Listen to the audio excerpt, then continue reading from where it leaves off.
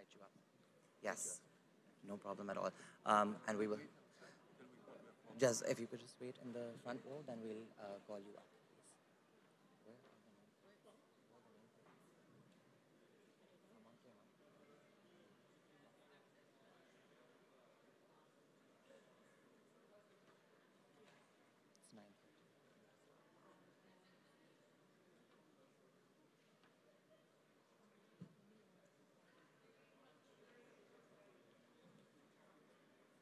It's 9:30.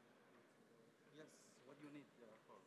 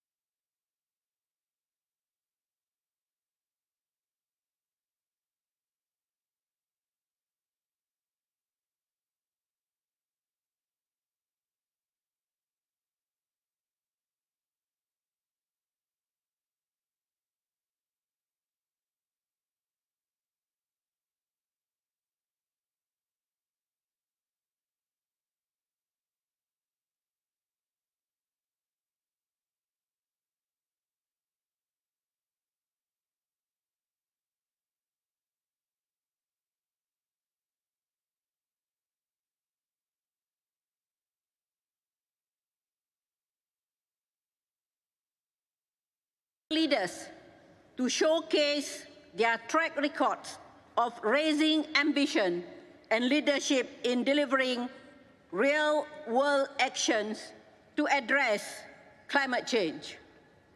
We are here today to continue this conversation and discuss the need to align local and national strategies and unlock climate finance for local action. Without further ado, let me turn to my distinguished high-level opening panel. Honorable Excellency Sharif Al-Ulama, Under-Secretary of Ministry of Energy and Infrastructure of UAE, to take the floor. The floor is yours, Excellency. Thank you, Your Excellency. Excellencies, honorable ministers, honorable mayors, distinguished ladies and gentlemen, a very good morning to all. On behalf of the United Arab Emirates and the COP28 presidency, it is my pleasure to first welcome you to the UAE and Dubai, and also to welcome you to this ministerial meeting on urbanization and climate change. We are here today to put cities and urbanization at the heart of the climate agenda. I would like to recognize UN Habitat and the high-level champions for their leadership and partnership in co-hosting this meeting. I thank my fellow co-convening ministers for their support, and ministers and subnational leaders from around the world for their participation. COP28 is a platform to elevate the role of cities and urban areas in addressing climate change. But cities cannot act alone, and that is why we launched the Coalition for High Ambition Multi-Level Partnerships, CHAMP, at the summit with endorsements from over 60 countries, many of whom are in the room today, committed to partnering with cities, towns, states, and regions in planning, financing, implementing, and monitoring climate strategies, including the next round of nationally determined contributions. CHAMP taps into local power. Cities drive 70% of emissions, but they can hit near zero with existing technology and available measures, and more importantly, determination. To make it happen, we need to boost city skills and access to funding. CHAMP and this ministerial offer us the opportunity to show the world what is possible when all levels of government and society work together with a common purpose: to fast-track the energy transition, to fix climate finance, to put nature, people, lives, and livelihoods at the center of climate action, and to do all of this while being fully inclusive of everyone, everywhere. Thank you once again. I now have the pleasure to give the floor back to Maimouna Mohammed Sharif, the Executive Director of UN Habitat. Thank you so much, Excellency. Thank you. I have to do multitasking, I think, as a woman. I'm chairing this session. At the same time also, I will give the opening remarks. Allow me to go to the rostrum to give my opening remarks. Thank you.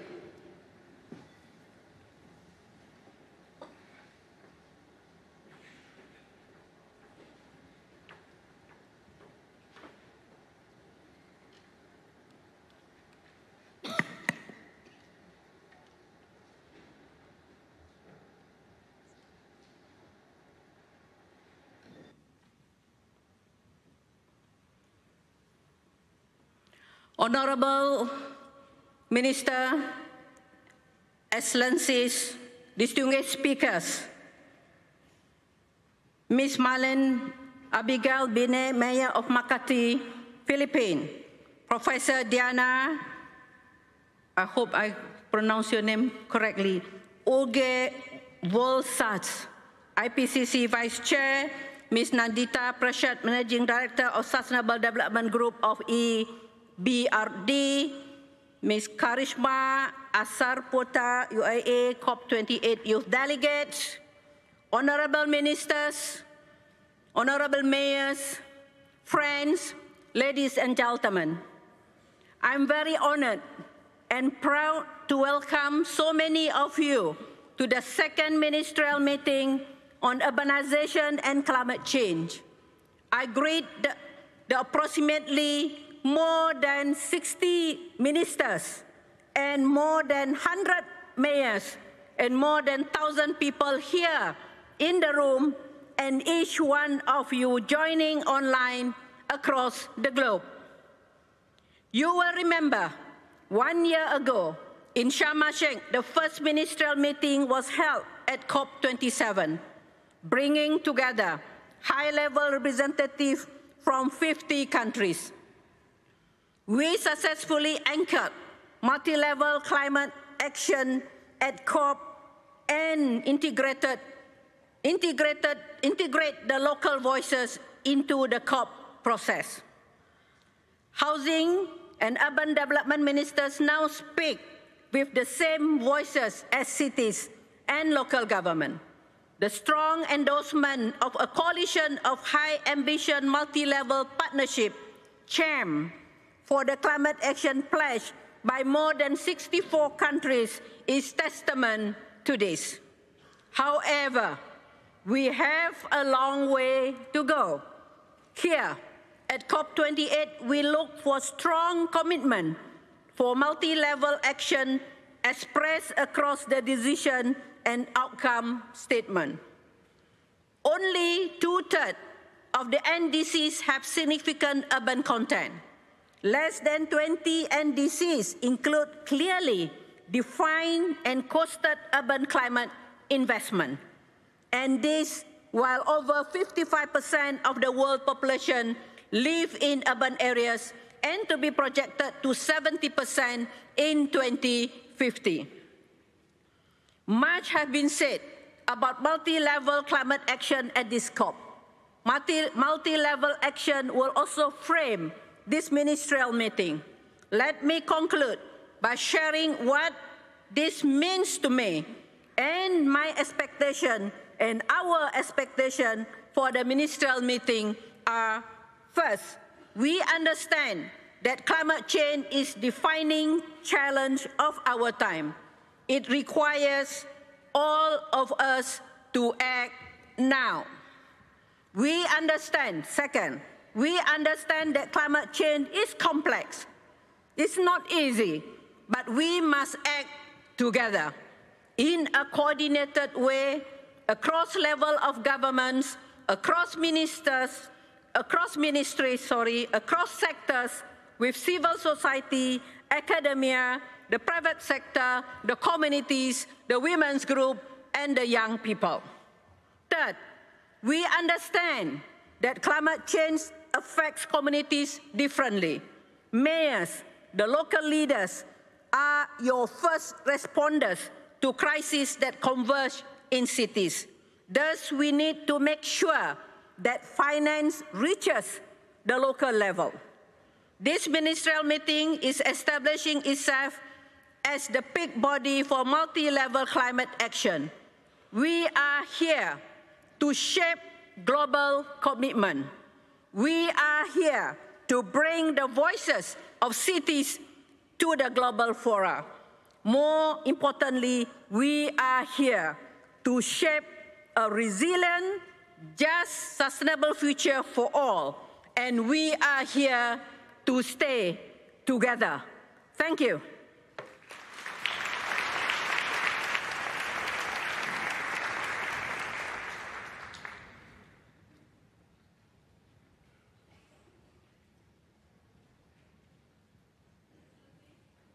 Excellencies, now I resume my duty as a chair. That's what human is all about, yeah? Multitasking. And with no further ado, I will invite Her Excellency Razan Al Mubarak, UNFCCC COP28 high-level champion, to provide her opening remarks. Over to you, Excellency. Thank you very much, Excellency Maimouna. Multitasking is what we need to do. Bismillah ar-Rahman ar-Rahim. Excellencies, honorable mayors, esteemed colleagues, delegates, observers, ladies and gentlemen, assalamu alaikum. As the UN climate change high-level champion for COP28, it is an honor to be here today, recognizing and appreciating the many years of work that have gone in making this moment a reality. Each one of us here today are here because we recognize that subnational governments are the primary implementers of localized actions and the first responders to the disasters associated with climate change. The global race to resilience, the global race to zero, already recognize this critical role that non-party stakeholders have, including cities, subnational governments. Here, I'd like to pause for a moment and recognize the incredible local and subnational leadership we are seeing under these two campaigns, across cities, across towns, states, and regions. Paris is restoring its wetland systems. Cocody in the Ivory Coast is preserving forest biodiversity. Portsmouth in the UK has a coastal defense project which aims to protect 10,000 homes and over 700 commercial properties. The city of Salvador has an early warning system in place for landslides and flooding events. And the city of Lusaka's mayor's office in Zambia is working directly with informal communities every month to clear drains and mitigate flooding. The Marrakesh Partnership Framework emphasizes that cities, states, and regions serve as a vital platform for engaging policymakers across all pathway areas. These entities are essential partners in implementing the outcomes of the Conference of the Parties. Building upon the inaugural Urban and Climate Ministerial hosted at COP27 in Sharm el-Sheikh last year, this ministerial meeting today is a powerful example of an incredible platform. The announcement of the COP28 Presidency's Coalition for the High Ambition Multi-Level Partnership for Climate Action, CHAMP, on the 1st of December, recognizes and values the contribution from cities, states, and regions.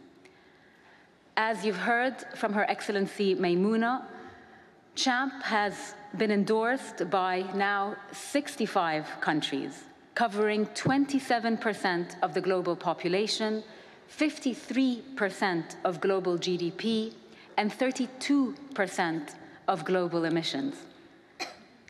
I am greatly encouraged by the strides that have been made in the past few years and months on the urban agenda, and the strong calls for a multi-level governance approach that simplifies and connects the different agendas.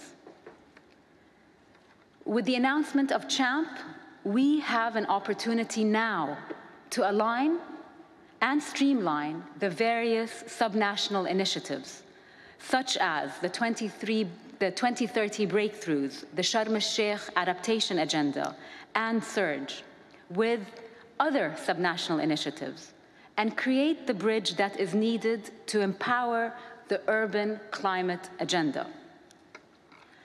I also want to acknowledge the opportunity that this ministerial offers to send a strong signal that multi-level governance is a key enabler to close the implementation gaps, especially ahead of governments submitting a new round of more ambitious NDCs ahead of COP30 in 2025. Taking note of this outcome in the global stocktake is also an opportunity to cement and strengthen the multi-level governance needed to mobilize finance for local action. I would like to thank the Marrakesh Partnership and the local government and municipal authorities constituency for this incredible work. And I very much look forward to keep pushing the urban agenda forward to best empower cities and subnational authorities to deliver climate action. Thank you for your attention.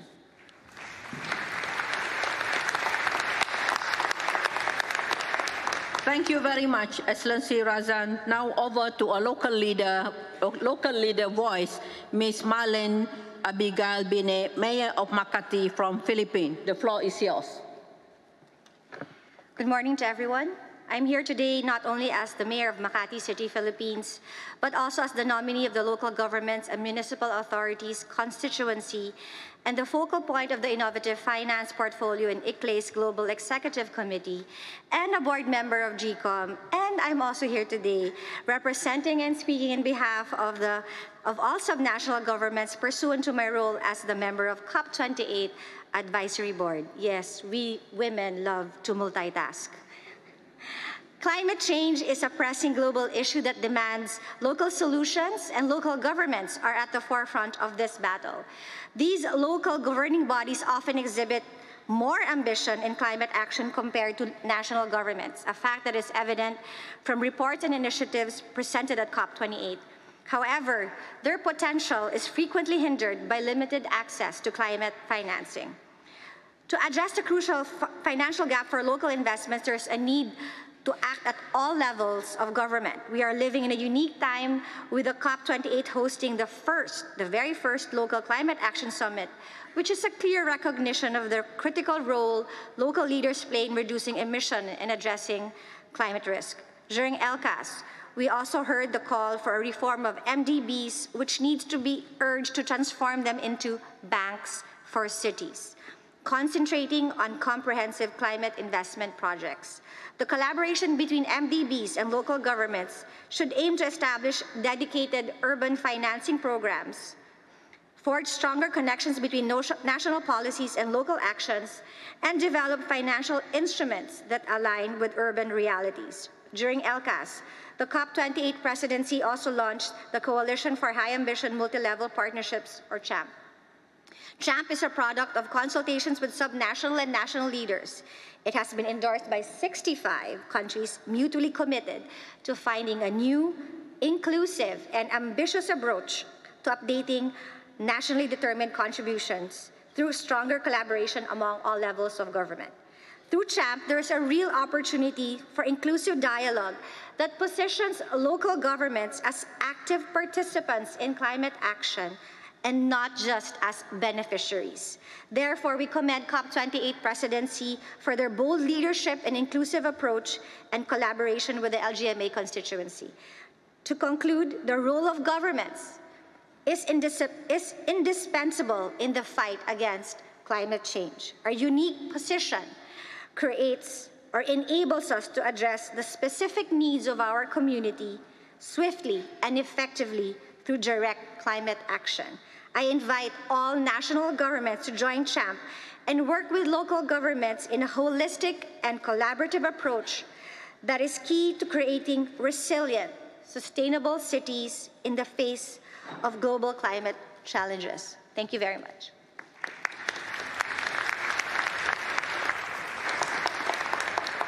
Thank you very much, Honorable Mayor.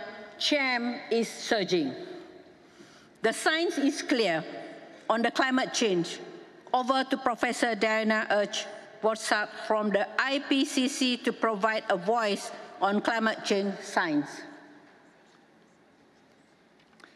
Thank you, Chair. Your Excellencies, esteemed delegates, the IPCC warmly welcomes the Ministerial meeting on urbanization and climate change in order to reinforce mechanisms for urban-level climate action to achieve the targets of the Paris Agreement. This is because the science, as you just said, Madam Chair, has been clear. Our reports attest that cities are not only where people suffer the brunt of climate impacts, They are also the most significant hubs for reducing emissions. Cities also generate 80% of global GDP and are the hotspots of economic growth, thus providing dynamic opportunities for climate-resilient development and innovation.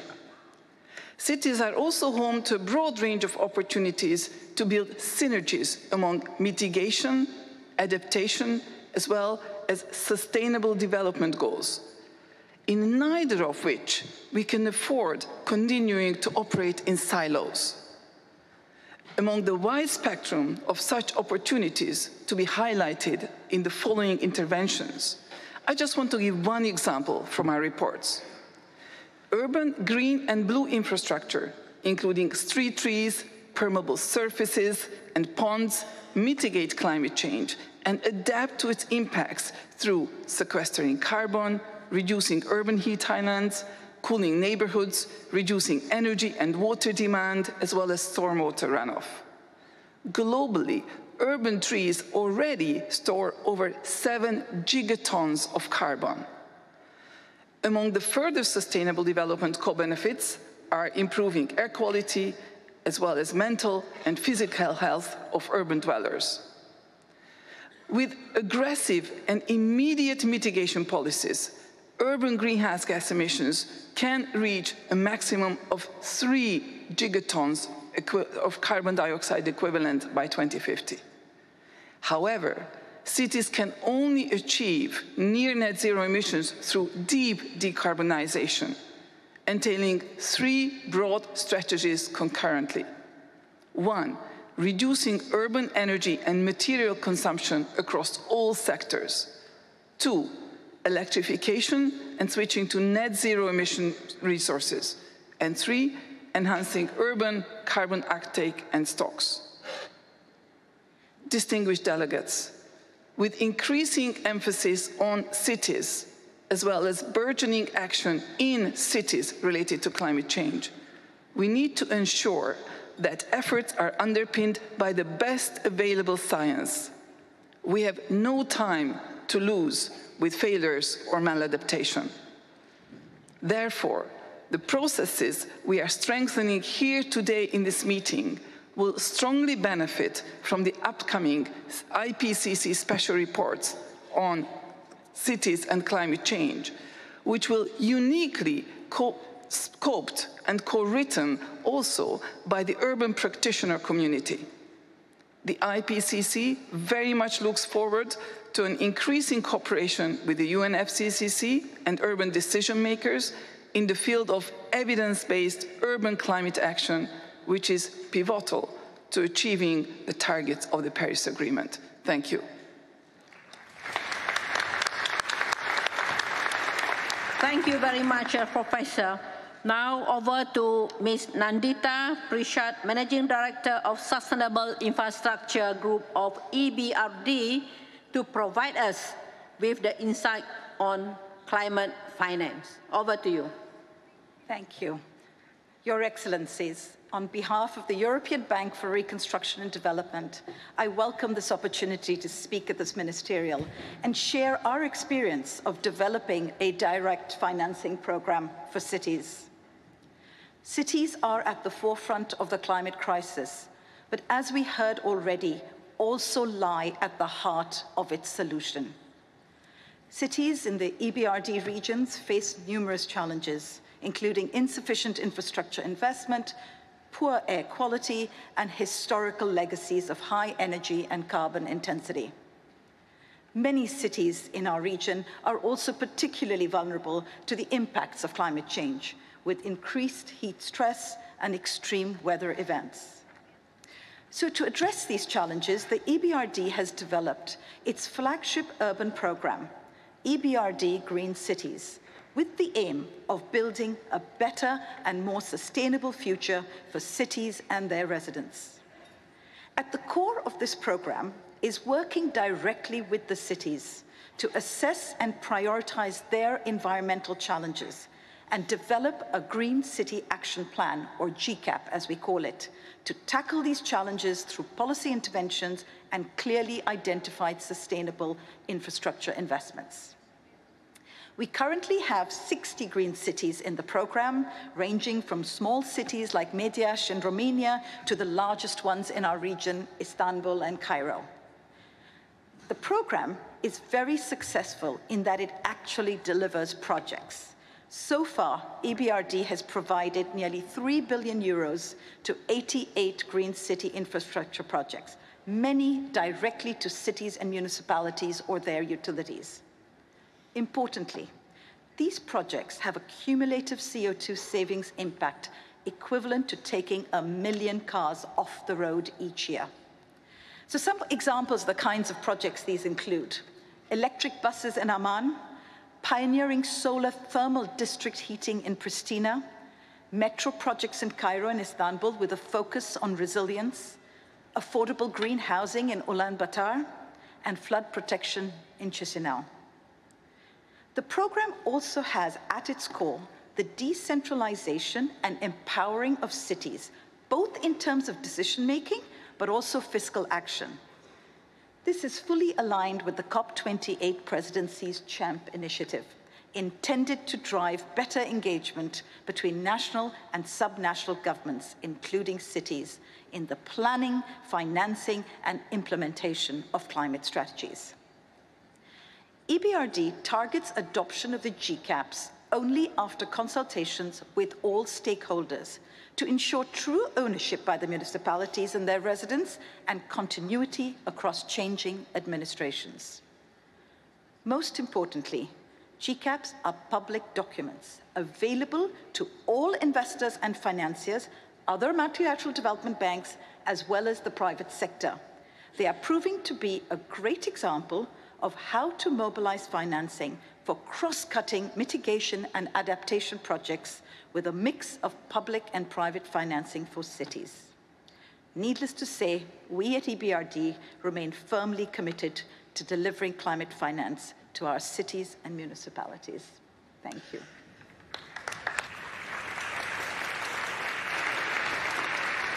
Thank you very much, Ms. Nandita. The youth is our future. So I'm happy that we have Ms. Karisma Asarpota, UAE COP28 youth delegates here. Over to you, Karisma. Thank you. Good morning. Your Excellencies, Honorable Mayors and Ministers, and my dear colleagues.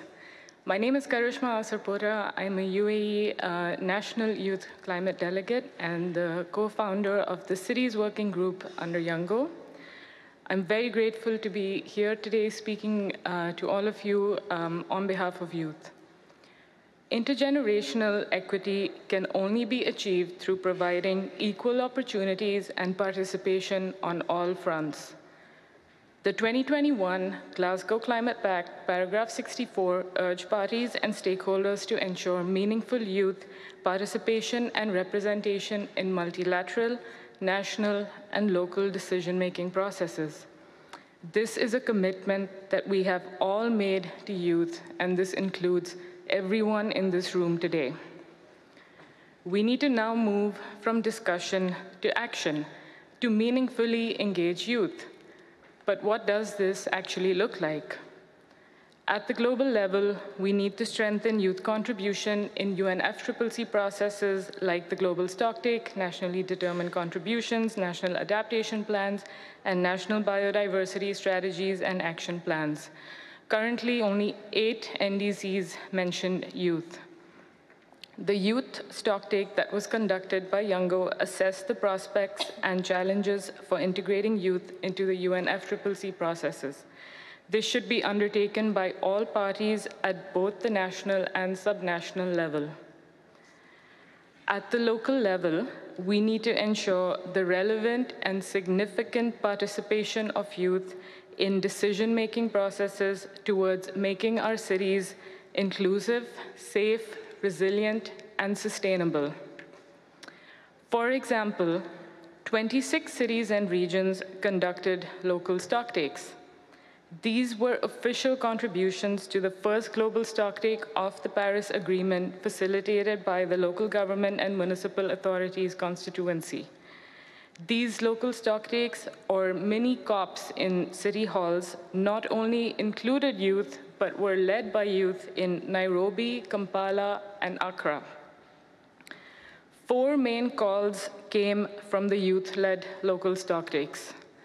First, more inclusive planning processes, emphasizing the participation of climate-vulnerable and marginalized groups. Second, adaptive governance structures, a structure that allows for swift policy adjustments to accelerate implementation with strong measures to ensure accountability. Third, capacity building through climate education in schools and upskilling youth for green economy jobs. And fourth, increasing the access to finance. According to the Youth Climate Justice Fund, currently less than 1% of global climate finance supports youth projects. Access to funds is vital to implement and replicate youth-led projects to be able to achieve our climate goals. By 2030, youth will make up 60% of urban populations. The time is now. Include young voices and, more importantly, their passion, ideas, and innovation to help address pressing challenges in our urban areas today. Thank you.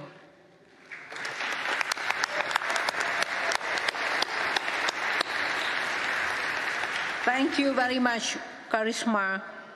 We will now view a video message from Ms. Amina J. Mohammed, Deputy Secretary General of the United Nations.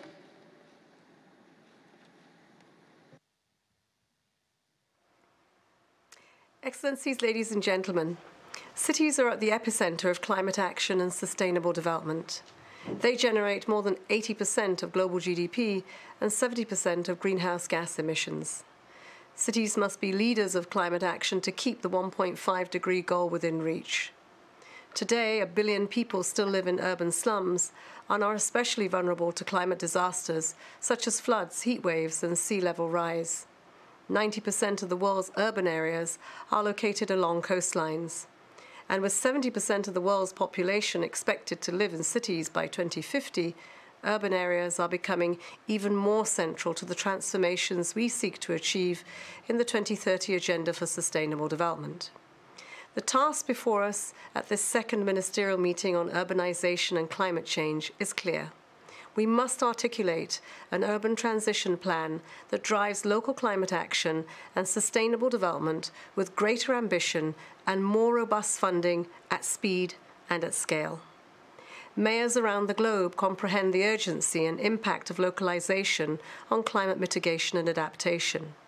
They recognize the mutually reinforcing benefits for biodiversity, social protection, employment, food security, a just energy transition, and more. We are seeing more and more local and regional authorities actively pursuing strategies to advance to a circular economy and reduce emissions by promoting clean public transport, decreasing household energy consumption, improving waste management, and promoting green and resilient construction. But they cannot do it alone. We must scale up international cooperation to support local leaders and incentivize innovation, inclusivity, and integration across sectors. We must continue to advocate and recognize local achievements and provide local actors with adequate means of implementation to deliver on climate priorities. This includes the critical question of finance. All too often, cities are overlooked for funding. Climate and development finance must therefore prioritize communities that need our support the most, including the urban poor and displaced populations migrating towards cities in the hope of a better life, often fleeing the climate destruction of their rural environments and livelihoods. Excellencies, friends, your discussions today will help determine the outcome of COP28. I urge you to use the Coalition for High Ambition on multi-level partnerships to craft solutions that deliver tangible progress on the ground. Let us also make full use of the existing initiatives, such as the Local 2030 Coalition, and the Secretary-General's Advisory Group on Local and Regional Government to advance the 2030 Agenda, leaving no one behind. Building from COP28, let us keep the momentum high as we start 2024 and look to the summit of the future. I wish you all fruitful deliberations. Thank you.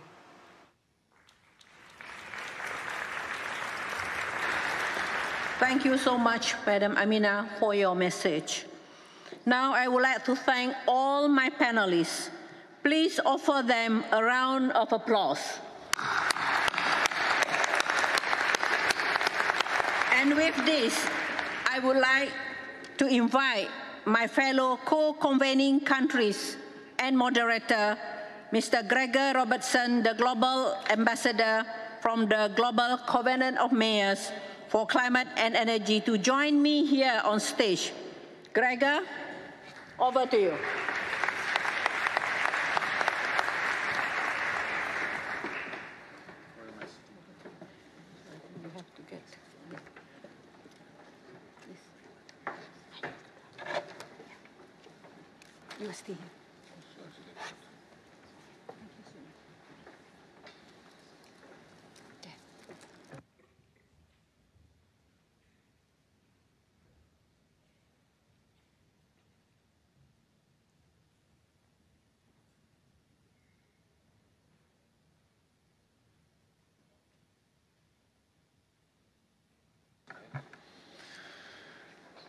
Good morning, everyone.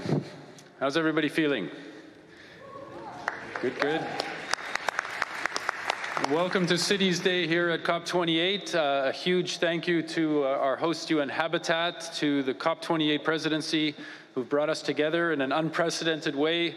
Cities, states, provinces, and regions representing here in Dubai for COP28. And I want to welcome the co-convening countries to the stage.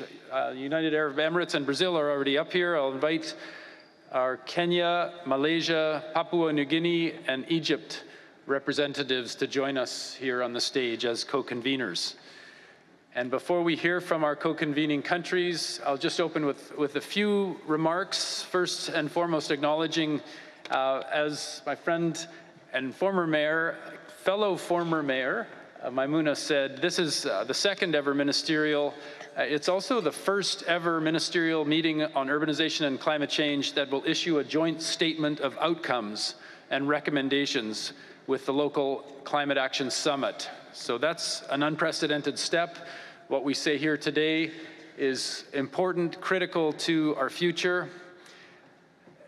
This comes at a time when we highlight the roles that cities, states, provinces, regions, all the subnational governments can play to drive a very ambitious response from the global stocktake and inform the upcoming IPCC special report on climate change and cities, and of course the 2025 nationally determined contributions.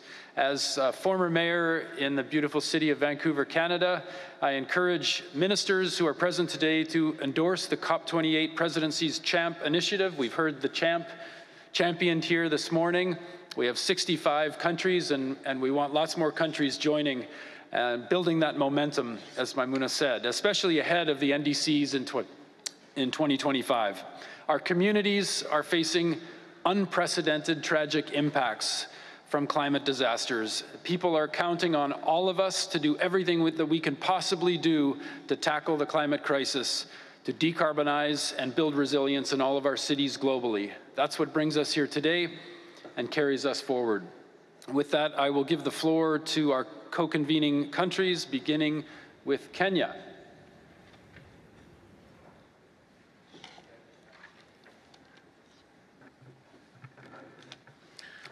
Thank you very much. Excellencies, fellow ministers, distinguished delegates, ladies and gentlemen, I speak here on behalf of Minister Alice Wahome, the Minister for Lands, Physical Planning, Public Works, Urban Development and Housing, Kenya. Good morning. It is with deep gratitude that I take this earliest opportunity to congratulate the organizers of this event, being a historic moment as we mark the second session of the ministerial conversation within the discourse of urbanization and climate change. We are in unison on this one subject matter that is one of the greatest development challenges of our time in this globe, as both urbanization and climate change have caught up with us in equal measure. We therefore have no choice but to strategically put measures in place to create much needed balance towards realization of sustainable development goals, and in particular the SDG 11 on sustainable cities and communities with a focus to inclusivity, safety, resilience, and sustainability. Consideration of Kenya as co-chair of the second session of this ministerial segment is not only timely, but one of the best choices for COP28 as we bring a practical contribution to the deliberations here in COP28 in Dubai. Excellencies, the noise and the voice on matters of cities and climate change have grown louder from the Paris Agreement, COP21, to the UN Climate Action Summit in 2019, and more recently during the Climate Action Summit 2023 in Nairobi. For instance, the UN Climate Action Summit 2019 presented us with an opportunity for cities and local governments to make a difference in the climate change discourse. At that time, the UN Secretary General identified infrastructure, cities and local actions as one of the key determinants in addressing the climate crisis that the world faces. At this point in time, we note that Kenya and Brazil, with the technical support of the UN Habitat and political mobilization of the United Cities and local governments of Africa, are now leading the global community in championing one of the outcomes of that 2019 summit, which was building of climate resilience for the urban poor. As we ponder our next course of action, I wish to emphasize the need for a comprehensive and coordinated approach to address urbanization and climate change. I say this with all clarity in my mind, well aware that many actors in urban space, from the national to subnational government, cities, municipalities, and administrative units, private sector, civil societies, and local communities, all must play their part if we are to win the war on climate change in the planet. Distinguished guests, further, we are called upon to address unplanned urban sprawl and its impact on the environment, while at the same time ensuring that the provision of basic services like social infrastructure in these rapidly growing urban areas is provided for. As we plan for sustainable cities, it is only logically good that we recognize the vulnerability of urban areas to climate-related disasters. Close attention should be given to the urban vulnerable population already living in poor urban neighborhoods. All these are tied to the need to adapt to changing weather patterns, which have greatly seen our seasons change unpredictably and therefore unmanageable. I call upon this session, therefore,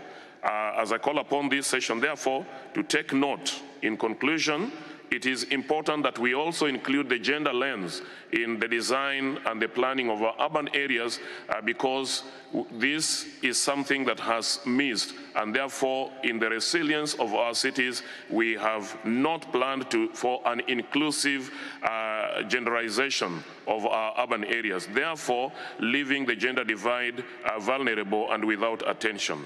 I conclude by saying that I wish to call upon fellow ministers as policymakers and practitioners in the urban sector present here and those that are back in the capitals to give declaration of the second ministerial session the attention it deserves towards full realization of its objectives. I look forward to an interactive session and wish all the delegates well in their negotiations and a successful COP28. I thank you. Thank you very much, Kenya. We will now hear from our next co-convening country, Malaysia. Thank you, Chair. Excellencies, distinguished delegates, ladies and gentlemen, good morning. Ahlan wa salam bakum. Excellencies, according to World Meteorological Organization, WMO, 2023 is the year recorded with the highest temperature in history. Today, our world is 1.4 degrees warmer than the pre-industrial era since 1850, which is approximately 150 years ago. We recognize that climate change is now the most defining crisis of our time and the most significant challenge to achieve sustainable urban development. We only have one pathway ahead of us: sustainable urbanization and a green future. The time is now, and we have to act together to protect our livelihood. The world has spoken long enough about the catastrophic fate of torrential rain, massive flooding, and expanding oceans, winding up coastal cities and islands. The poor mobilization and lack of transparency in climate finance impedes developing nations to achieve mitigation and adaptation initiative. This is a global problem which needs a global commitment to immediately hammer out a transition plan to use renewable energy and help fund vulnerable nations. We have always hoped to see the last of COP, but it seems that it is not possible to convene for a resounding and resolute action by all, even when we have all agreed that we have run out of time to adequately respond to the climate change crisis. Excellencies, Malaysia is highly committed to reduce its greenhouse gas emissions by 45% by 2030 and reach net zero emissions by 2050. The National Energy Policy 2040 serves as a transformative force, establishing the groundwork for a just and inclusive energy transition, while our progressive low-carbon nation aspiration enables the Malaysian economy, capitalizing from the energy transition, to remain resilient and sustainable. National Energy Transition Roadmap is designed to establish a sustainable energy pathway and a high-value green economy, fostering sustainable growth and job creation. Malaysia is also committed to promote broader adoption of electric vehicles. By 2025, 10,000 EV charging bays will be installed to facilitate EV users and contribute to emission reduction efforts. Malaysia has actively implemented high-impact initiatives to reduce the amount of solid waste, such as the drive-through recycling centers where public could trade trash for cash incentive. We are also committed to promote waste-to-energy technology as a viable solution to reduce solid waste. The transition from linear to circular economy is crucial, and we recently established the National Circular Economy Council to oversee the implementation and also progress of this emerging economic sector. Excellencies, there is not a moment to lose. We are in a do-or-die situation. We must act together now or face a looming extinction of nations and cultures. Malaysia reiterates the importance of the transparent and immediate mobilization of the lost and damaged funds, so to fully empower vulnerable cities and local governments to be at the forefront to fight this climate crisis. Save Mother Earth, save ourselves, and save our children. Let's do it together now. Shukran Jazilan. Thank you for your time. Thank you, Minister.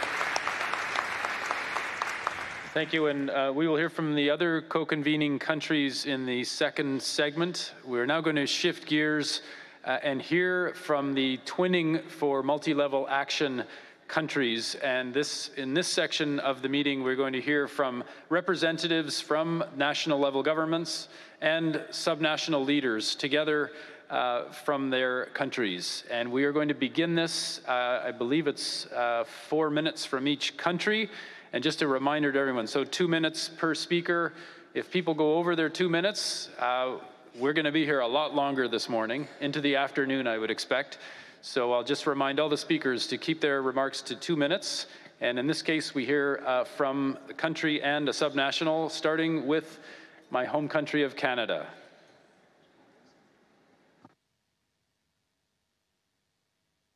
Merci beaucoup, Monsieur le Président. I'm very happy to share Canada's intervention with my friend and colleague, British Columbia's Minister of Environment and Climate Change Strategy, George Heyman. Le Canada est heureux d'être l'un des premiers pays à soutenir la coalition pour la haute ambition des partenariats multiniveaux pour l'action climatique. Pour lutter contre la crise climatique, celle de la perte de biodiversité et de la pollution plastique, nous misons sur le renforcement des partenariats avec les provinces, les territoires, les peuples autochtones et les villes.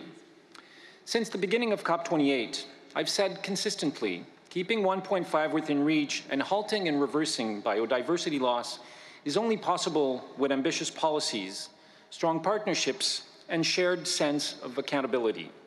This past summer, Canada experienced the worst wildfires in history, forcing the evacuation of tens of thousands of Canadians from their homes.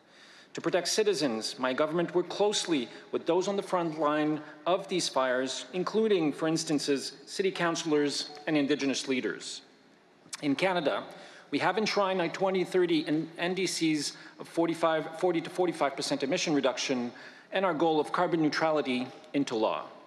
The Act requires the Government of Canada to engage with provinces, territories, and Indigenous peoples when establishing a national emissions reduction target or when developing emissions reduction plan. En décembre 2022, le Premier ministre Trudeau a annoncé 800 millions de dollars pour soutenir 4 initiatives de conservation pilotées par les Autochtones. Ces initiatives sont exécutées sur le modèle du financement de projets pour la permanence. C'est de cette façon que nous atteindrons en grande partie nos objectifs de conservation pour 2030 et 2050 dans le cadre mondial de la biodiversité de Kunming-Montréal. Dernièrement, nous avons annoncé plusieurs projets de conservation représentant plus d'1 million de kilomètres carrés, soit 4 fois la taille de la Grande-Bretagne. Cities in Canada and around the world play a big role through the local management of buildings, transportation, water, waste, and land use. In Canada, municipalities control or influence over 50% of our greenhouse gases emissions. One area of partnership in the tackling of hydrocarbon and other non-CO2 gases. Yesterday, Canada joined the Global Cooling Pledge to reduce cooling-related emissions across all sectors by at least 68% globally by 2050. This pledge calls for the implementation of the Kigali Amendment to the Montreal Protocol.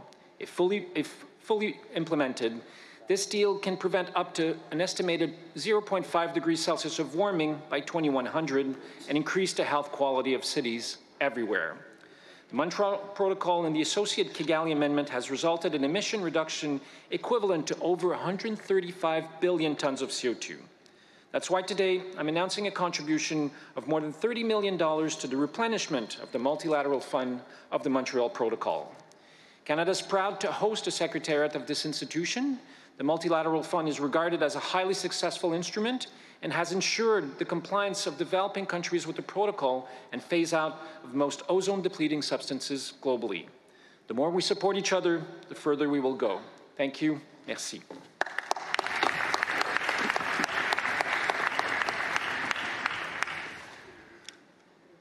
Thank you very much. It is absolutely critical that local governments, subnational governments like the provinces in Canada and our national governments collaborate and work together toward a common goal.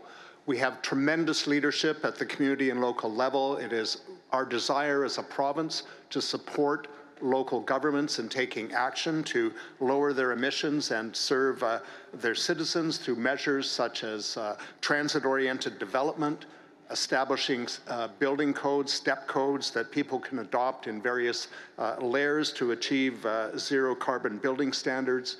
We have tremendous and need tremendous support from our federal government in things such as making heat pumps affordable for people, supporting retrofits, as well as ensuring that we benefit across the entire nation and across our entire province from collaboration. We have just in British Columbia seen the worst wildfire season in British Columbia history, and 2 of the last 3 years have been the worst ever.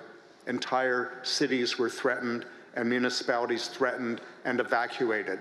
We have just updated our Emergency and Disaster Management Act to provide training, tools, and collaboration with local communities to better manage adaptation and climate resilience so that citizens do not face the threats and fears that they did this summer. We will continue to work with our federal government to reduce emissions and to support the small and large communities in British Columbia to do what they want to do, which is to secure the future. Thank you very much. Thank you, Canada. Our next twins are from Germany. Germany, you have the floor. Thank you, Chair. Dear colleagues, Germany is a federal country, and therefore we are strong believers in acting on the subnational level with regard to mitigation and adaptation. We firmly believe that some of the tasks can best be taken on this subnational level. Cities and municipalities are obviously closer to the people, so they are better in organizing also participatory processes. And I know what I'm talking about as I'm sitting next to the mayor of my home city of Bonn, Katja Dörner, who will speak after me. And this is why during Germany's G7 presidency, we strongly supported the creation of the Urban 7, the U7, and we are very grateful to Japan that they continued in doing so. We are also promoting the activities of cities through our development cooperation. We are running bilateral cooperations with many, many cities around the globe with over 11 billion euros, and we are also supporting global initiatives and funds in this field with 200 million euros. This funding can make, in our view, a big difference, as we can see from the C40 cities finance facility that we are also supporting. Dear colleagues, in this context, Germany welcomes and supports a new CHAMP, the Coalition of High Ambition Multi-Level Initiatives. We believe that CHAMP has great potential for the development of more holistic approaches to implement NDCs on the ground. In this spirit, dear colleagues and friends, let us jointly work to transform our cities to become more climate sensitive, more resilient, and by the way, also socially just, in order to reach both our Paris Agreement commitments as well as our 2030 agenda.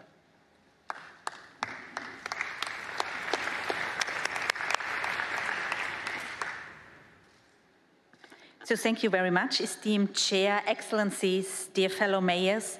Multi-level action and collaboration is in my DNA as a mayor of Bonn and former parliamentarian, as a member of the German Council on Sustainable Development and Vice President of the German Association of Cities, and of course in my work as ECLI co-chair Climate Action. And it is in my city's DNA where a participatory process has given us our vision for climate-neutral Bonn 2035 latest, which is now brought to life through a council-approved plan of action, jointly engaging our administration, civil society, and local stakeholders. The Paris Agreement made it very clear keeping climate change within livable 1.5-degree boundaries means all hands on deck, joining forces and doing so in the most synergetic way possible. This is what local governments have understood and translated into action for many years now, and they have taken the global agendas to their own town halls. Like Bonn, many cities have led Talanoa dialogues and are holding local stocktage events right now. We engage in initiatives led by COP presidencies and national governments. And this COP28 is a milestone, a breakthrough for multi-level action. The local Climate Action Summit has rallied mayors and national leaders in a major demonstration of joint ambition. With the Coalition for High Ambition Multi-Level Partnerships, more and more parties are renewing their commitment to the vision of the Paris Agreement and their readiness for truly collaborative multi-level action. And I'm highly pleased that the participating governments, including ours, have taken this bold step. And today, we are starting the next phase of climate action by turning our commitment into action and working together to generate results which we can take to Belém in 2030. And looking over to State Secretary Flassbert right next to me, I think that the federal system in Germany can be one of the role models for collaboration and mechanism between different levels of government. And I would like to offer the well-established Daring Cities Forum, happening annually back-to-back to the June climate talks, to be used as a platform for concrete action and multi-level collaboration. Thank you very much for your attention. Thank you to Germany. We have a triplet in this case. We're going from twins to triplets because we're going to go to a speaker on behalf of the EU from the European Commission joining our German delegation. Thank you, dear Ms. Sharif. Ladies and gentlemen, ministers and excellencies, let me first thank the UN Habitat and the COP28 presidency for organizing this meeting. It is my honor to speak today on behalf of the European Commission to highlight the activities and commitments of the European Union to pursue climate actions in urban areas. The European Union has established very ambitious goals to become climate neutral by 2050, and we have been continuously supporting our member states, regions, and all territories, but in particular urban areas, for the past decades, notably through investments directly contributing to their integrated development strategies. In this context, cohesion policy is one of the largest investment policies in the European Union, investing over 379 billion euros in 7 years towards sustainable development, with substantial parts of these going for the transition of cities. We expect that many projects will be developed and implemented under the framework of the new European Bauhaus initiative, combining the principles of sustainability and participatory approaches. But we have the ambition to mobilize all territories in the green and just transition using our regulatory and financial tools, and we are constantly working on improving and providing the most coherent, accessible support for cities. Beyond funding, we are accompanying all local authorities in building their knowledge and capacities to develop, manage, and implement their strategies and projects. We have set up a European urban initiative addressed to all cities in the EU for this purpose, with available means to support climate actions in cities, but cities can also benefit from joining other EU-level initiatives such as Climate Neutral and Smart Cities mission under the Horizon Europe programme. We are also working within the partnerships of the Urban Agenda for the Union to improve our regulations, funding and knowledge for cities, and we are strongly cooperating with the OECD and the World Bank, for example, on the role of small and medium-sized cities and functional areas, including urban-rural links in wider territorial developments. I believe that all these actions reaffirm the continuous engagement of the European Union to promote sustainable urban development through multi-level governance and multi-stakeholder efforts, and we are happy to share our experiences globally. Through its international partnerships, the European Union is supporting strong collaboration among countries, regions and cities to implement the goals of the new urban agenda and the climate targets of the Paris Agreement. For example, in the southern neighborhood of the EU, we accompany cities in developing, implementing and funding their energy and climate plans. We also support cities and regions through international urban and regional cooperation program. Empowering transformation towards sustainability and inclusiveness needs to happen everywhere through joint governance and ownership, leaving space for elaborating place-based approaches, focusing on local challenges and potentials, and we are looking forward to sharing knowledge and learning from our partners globally, because only together we can deliver strong policies backed up by efficient implementation to achieve common goals of the green transition and ensure balanced territorial development, leaving no place and no person behind. Thank you. Thank you. We'll now hear from the delegates from Jordan.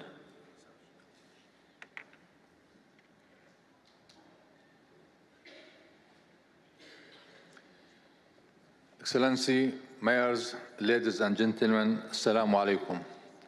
Allow me to speak in Arabic.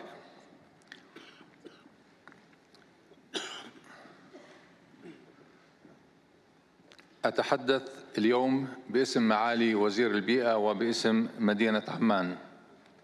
بداية يسرني مشاركتكم اليوم في الاجتماع الوزاري بشأن التحضر وتغير المناخ، خاصة في ظل الظروف الاستثنائية والتي تكون فيها المدن في خط المواجهة الأول مع التحديات الإقليمية والعالمية والتحديات الحضرية المتمثلة بالنمو السكاني المتزايد كنتيجة مباشرة للهجرات وموجات اللجوء المتكررة وآثار التغير المناخي، الأمر الذي يستلزم بذل كافة الجهود لبلوغ الغايات المشتركة ومواكبة النمو المتسارع بخطط وبرامج تعزز من جودة الحياة لبناء مدن منعة ومستدامة وشاملة، وفي إطار التزامها بخطة التنمية المستدامة لعام 2030 وتحقيق التزامها المحلي في تخفيض انبعاث الكربون، بذلت عمان جهوداً كبيرة لتحقيق الاتساق في السياسات والاستراتيجيات والخطط والمشاريع والبرامج المحلية، ومن خلال موائمتها مع أهداف التنمية المستدامة العالمية ومع أطر السياسات على المستوى الوطني. ومع ضرورة التوسع في تضمين أهداف التنمية المستدامة، أطلقت عمان برعاية ملكية خطتها الاستراتيجية للأعوام 2022 و 2026، حيث شكلت التوجيهات الملكية والأهداف الوطنية وأهداف التنمية المستدامة العالمية واحتياجات المواطنين مدخلات بناء هذه الخطة، بالإضافة إلى الموائمة مع رؤية التحديث الاقتصادي للأردن، والتي أطلقتها الحكومة الأردنية في العام الماضي ل10 سنوات المقبلة. وتحقيقاً لالتزامنا كأحد أعضاء شبكة السي 40 بأن تصبح عمان متعادلة كربونياً في العام 2050، فقد عملنا على تحديث خطتنا لمواجهة آثار التغير المناخي لتحديد الطريق للوصول إلى هذا الهدف. وانطلاقاً من هذه الخطط، فقد تم العمل على العديد من المشاريع الاستراتيجية التي تدعم جهودنا في مواجهة والتخفيف من آثار التغير المناخي وتحقيقاً لمسؤولياتنا كجزء من المجتمع الدولي، على الرغم من أن تأثير مدينة عمان على المناخ هو محدود جداً، وذلك من خلال تطوير شراكات تطبق مبادئ الحكم الرشيد، فضلاً عن ممارسات التخطيط والتنظيم والرصد والتقييم والمتابعة الفعالة، وذلك كوسيلة للمساهمة في موائمة السياسات المحلية مع الأهداف الوطنية. فعلى سبيل المثال تنبثق خطة عمان للتغير المناخي مع السياسات والأهداف الوطنية، حيث تم إطلاق خطة عمان للتغير المناخي 2050 في عام 2019، وكانت أول خطة عمل خاصة بالتغير المناخي في المنطقة، وركزت الاستراتيجية على التخلص من الكربون من اقتصاد المدينة وتطوير المنعة ضد تغير المناخ.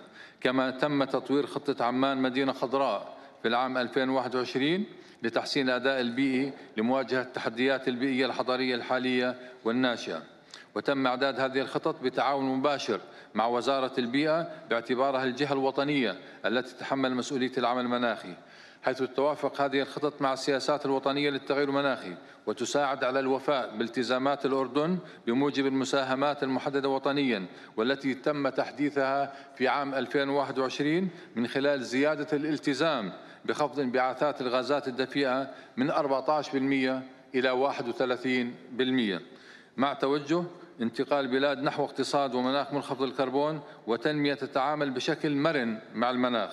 كما تهتم عمان بتطوير الشراكات بين القطاعين العام والخاص، وتنسق جهودها لزيادة مشاركة القطاع الخاص في مشاريع البنية التحتية الرئيسية. كما أقامت علاقات شبكة دولية من البلدان والمدن والمنظمات، مما يوفر فرصاً للتبادل المستمر للمعرفة والخبرة ويؤثر على تنمية القدرات المحلية، حيث تم تنفيذ مجموعة من المشاريع في عمان من خلال التعاون الدولي لتحسين الوصول إلى البنية التحتية والخدمات الحضرية وتوفرها عبر عدد من القطاعات، مثل قطاع الرعاية الصحية والطاقة والنقل العام والتخطيط الحضري وغيرها. فعلى سبيل المثال، وضمن مبادرة الوصول إلى الإدارة المتكاملة لإدارة مياه الأمطار باستخدام الحلول المبنية على الطبيعة، فقد قامت عمان بدمج التصميم الحضري المراعي للمياه مع مبادئ أنظمة الصرف الحضري المستدامة. فقد تم التعاون مع اليوان هابيتات من خلال مشروع زيادة منعة مدينة عمان للفيضانات المفاجئة لتحديد المواقع المهددة لخطر الفيضانات المفاجئة، بهدف تقليل مخاطر الفيضانات في المناطق الحرجة بنسبة 50% في عام 2040. نؤكد على التزام الأردن ومدينة عمان في دفع الجهود لتنفيذ أهداف التنمية المستدامة. شكراً. Thank you. Thank you, Mr. Mayor. We're going to hear from our last set of twins here from the nation of Kiribati. As a small island developing state and low-lying atoll nation, Kiribati finds itself at the forefront of climate change impact. with a population of 119,488 based on the 2020 census. Nearly 59% of our population reside in urban areas, while the remainder inhabit the 20 island or rural councils. Urbanization and climate change is a topic which is embedded within our regional strategies expressed in the Pacific Strategy for 2050, but requires further elaboration in terms of the impact of climate change and the irreversible damage on our coastal communities, housing, infrastructure, urban centers, and urban corridors which connect people and market, contributing to our respective economic development. Raising ambitions to meet emission reduction targeting an ambition consistent with a 1.5 degrees Celsius target and simplifying the access to adaptation and loss and damage funds for local governments and communities at the front line of climate change are crucial steps. Kiriba's long-term development vision, Kiriba's KV20, set a 20-year trajectory which matches this ambition towards transformative adaptation and resilience development. Mr. Chair, I wish to reaffirm the Kiriba's government's unwavering support to call for special consideration on climate finance and technical support targeting urbanization to ensure that they are better equipped to respond to the climate crisis. And I have no doubt that the SETI initiative endorsing during the COP27 is the stepping stone towards the implementation of support provided for urbanization, which considers coastal communities and rural development. I sincerely thank all participants for their attention and commitment to addressing the pressing challenges we collectively face. Kamraba, and thank you all. Thank you. Will we hear from the city as well? Is your mayor here? My name is Parango Barrow, the mayor of Tinainanu Urban Council, TUC on South Tarawa in Kiribati. Despite the difficult circumstances just outlined by the Honorable Minister, local councils like TUC have no choice but to take the matter into our own hands and adapt to climate change. We cannot do this alone. However, we are grateful that we work together with government and our development partners. I'll share the local responses, which combined with all other councils, help shape Kiribati's national ambitions to cope with climate-related disasters. 1, we have mainstreamed climate change and our responses into our local planning. 2, we have embarked on a program of mangrove planting on coastal lines to help protect and alleviate erosions to our coastal areas with the help of the UN and other agencies. We only hope that this response will in time save us. 3, nature-based solutions alone are insufficient. We are also building seawalls to protect infrastructure, roads, and public areas that keep being bashed by storms. Communities provide labor while government provides machinery and materials. 4, another challenge for us is the high energy cost. Energy poverty is therefore a real issue and one which needs more sustainable solutions. Whilst we do our part to adapt to climate change, we are extremely worried about the IPCC warning of global warming exceeding the 1.5 degree mark by 2027. This is why we believe that multi-level action and collaboration is needed to raise the ambition of every nation's NDCs. In closing, I wish to emphasize the importance for local climate action to advance sustainable urban development in line with the 2030 agenda, more particularly to the most vulnerable countries like Kiribati. Thank you. Thank you. Okay, and the gold star goes to Kiribati for keeping a strong message on time. Thank you for respecting the clock.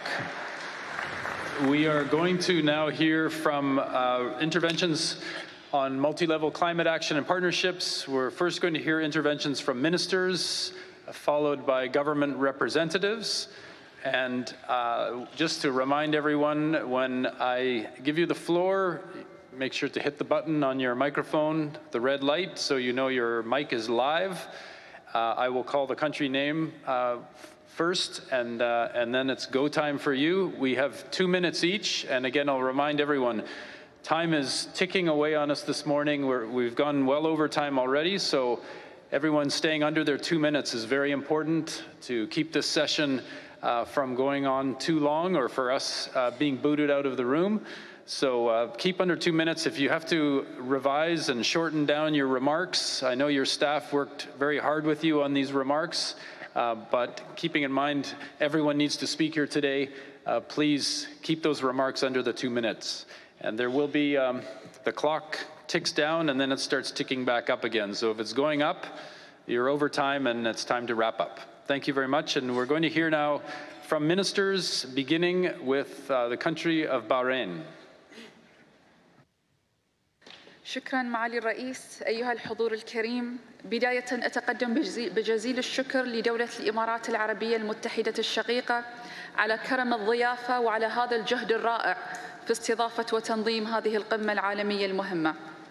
لقد خطت مملكة البحرين خطوات متقدمة على صعيد تنفيذ الخطط والمشاريع التنموية بما يتوافق مع التزامات المملكة نحو اتفاقية باريس للتصدي للتغير المناخي واتفاقية سندي لتقليل المخاطر والكوارث وأهداف التنمية المستدامة 2030، واضعين نصب أعيننا التخفيف من تداعيات تغير المناخ والتكيف معه عبر تعزيز مبادئ الاستدامة من خلال تحديث السياسات التخطيطية والإسكانية.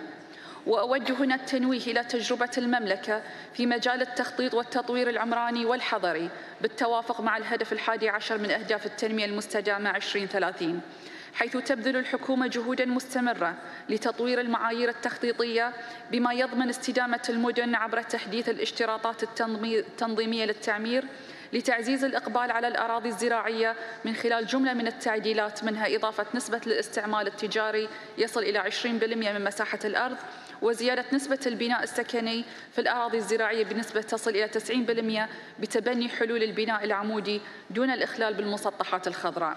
كما حرصت الحكومة على إدراج مقومات الاستدامة في كافة مراحل التخطيط وتنفيذ المشاريع الإسكانية، فتم الاهتمام بالنواحي البيئية وأنسنة المدن عن طريق زيادة المساحات الخضراء وتوفير المساحات والمسارات المخصصة لممارسة الرياضة والدراجات الهوائية لتقليل استخدام المركبات. وقد روعي في تصميم الوحدات السكنية استخدام المواد والتصاميم الصديقة للبيئة، ومنها ما تم العمل عليه في مدينة سلمان التي تعد مدينة نموذجية وهي الأكبر على مستوى المملكة، حيث تم اتباع أساليب هندسية لنظام التبريد الطبيعي وخفض استهلاك الطاقة الواردة من الخط الرئيسي بنسبة 80%، كما أن جميع المسطحات الخضراء في المدينة مزودة بأنظمة ري تعتمد 100% على مياه الصرف الصحي المعالج. شكرا سيدي الرئيس. Thank you. Thank you very much, Bahrain. And just as a reminder to everyone, we are going through the countries in alphabetical order, starting with ministers. Looks like we have 16 ministers, 16 countries to speak, and then we go back alphabetical order to the A country. Azerbaijan will start the next segment of representatives from those countries. So our next speaker is from Chad.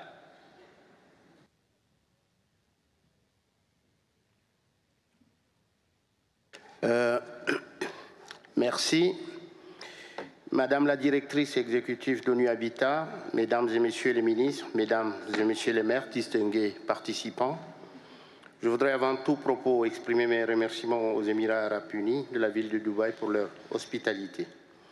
Mesdames et Messieurs, le Tchad, de par sa position géographique, a une vocation agro-sylvo-pastorale et il est l'un des pays les plus exposés aux effets de changement climatique. Sur le plan de démographie d'occupation de sol, il existe de fortes disparités en termes de répartition des hommes et des ressources et des infrastructures de développement économique. Par exemple, plus du tiers du pays constitué de déserts et de massifs montagneux. Environ 32% de 17 millions d'habitants vivent en milieu urbain. Un cheptel de plus de 140 millions de têtes dépend essentiellement de l'élevage classique. Les établissements humains occupent environ 0,3% du territoire national sur 1 284 000 km². Pour corriger cette disparité et lancer les bases solides d'un développement durable, le gouvernement du Tchad s'est résolument engagé ces dernières années à mettre en place les documents stratégiques de planification. Aussi, lors de la conférence d'habitat 3 tenue en octobre 2016 à Quito, en Équateur, nous avons présenté la position commune africaine et cela a été pris en compte dans le nouvel agenda urbain. Par cette position commune, nous avons pris l'engagement du développement de villes plus résilients et durables. Mesdames et messieurs, malheureusement, au moment où la dynamique en termes de mobilisation de ressources se faisait suivant les orientations et les programmes d'investissement prioritaires de mise en œuvre de ces documents, le Tchad, comme d'autres pays d'Afrique subsaharienne, a été secoué par des catastrophes naturelles. Rien que l'année dernière, en 2022, les inondations pluviales et fluviales ont affecté 19 provinces sur les 23 que compte le pays, forcé le déplacement de 1 500 000 personnes, détruit plus de 500 000 hectares de champs, emporté plus de 19 000 têtes de bétail, détruit plus de 80 000 maisons. Face à cette situation qui interpelle et remet en cause certains efforts consentis, et grâce à la clairvoyance du général Mohamed Idriss Déby Itno, le Tchad s'est inscrit dans une vision d'adaptation, de transformer certains effets des inondations en opportunités. Aussi, la question d'occupation du sol ne pouvant plus être dissociée de celle d'établissement humain. Le Tchad a engagé des réformes foncières et un document politique foncière national du Tchad vient d'être validé par le comité multi-acteurs et sera soumis à l'approbation du gouvernement. Cependant, eu égard à la complexité des effets du changement climatique, beaucoup d'autres défis sont à relever. C'est pourquoi nous sollicitons vivement l'appui technique et financier de tous les partenaires et principalement du Fonds mondial pour le développement de villes, pour les études de faisabilité et de mise en œuvre de programmes ambitieux. Mesdames et messieurs, je voudrais terminer mon propos en exprimant l'adhésion de mon pays à l'Alliance des ministres africains pour le financement du développement urbain en saluant les efforts consentis. Aussi, je voudrais, dans cette perspective, proposer cette réunion, qu'elle soit systématiquement inscrite à l'ordre du jour de toutes les conférences des parties COP à venir. Je propose que nous sollicitons collectivement l'engagement des présidents des COP pour inscrire cette rencontre parmi les événements récurrents, renforçant ainsi notre partenariat mondial dans la lutte commune pour des villes résilientes. Je fais observer à la fin que depuis 2015, à la COP21 de Paris, beaucoup de promesses ont été dites, mais rien n'a été fait. J'appelle le monde à lever les yeux sur les dangers à venir. Merci beaucoup. Merci. Merci. The next country is Cuba. Buenos días.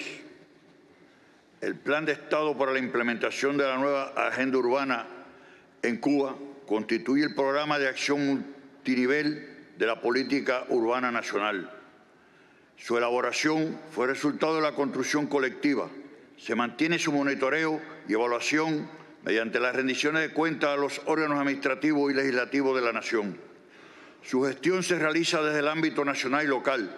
Han sido favorecidos el 33% de los municipios del país, que involucran el 46% de la población, que hoy pueden mostrar buenas prácticas en el desarrollo local, en la producción de materiales de construcción, uso eficiente y utilización de energías renovables, soluciones basadas en la naturaleza, rehabilitación de servicios, espacios públicos, mejoramiento en general del hábitat, todo con la asistencia técnica de ONU Hábitat. Desde este plan de Estado y la tarea Vida se desarrollan proyectos para reducir vulnerabilidades en asentamientos costeros expuestos.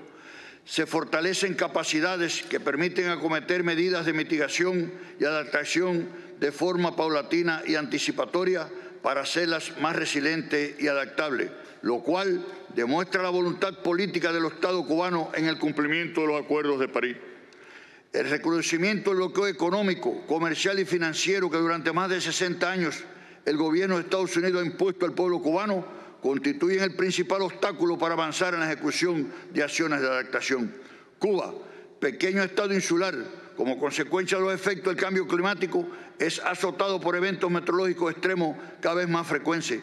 Además, se han afectado la elevación del nivel del mar para el 2100 de forma parcial o gradual 155 asentamientos costeros con una población de 4.900 personas. Se han ejecutado acciones de reubicación o acomodo de 631 viviendas que representan el 16% de los afectables. Por otra parte, al interior de los asentamientos humanos se transformaron 1.152 barrios, beneficiándose 6.834 familias.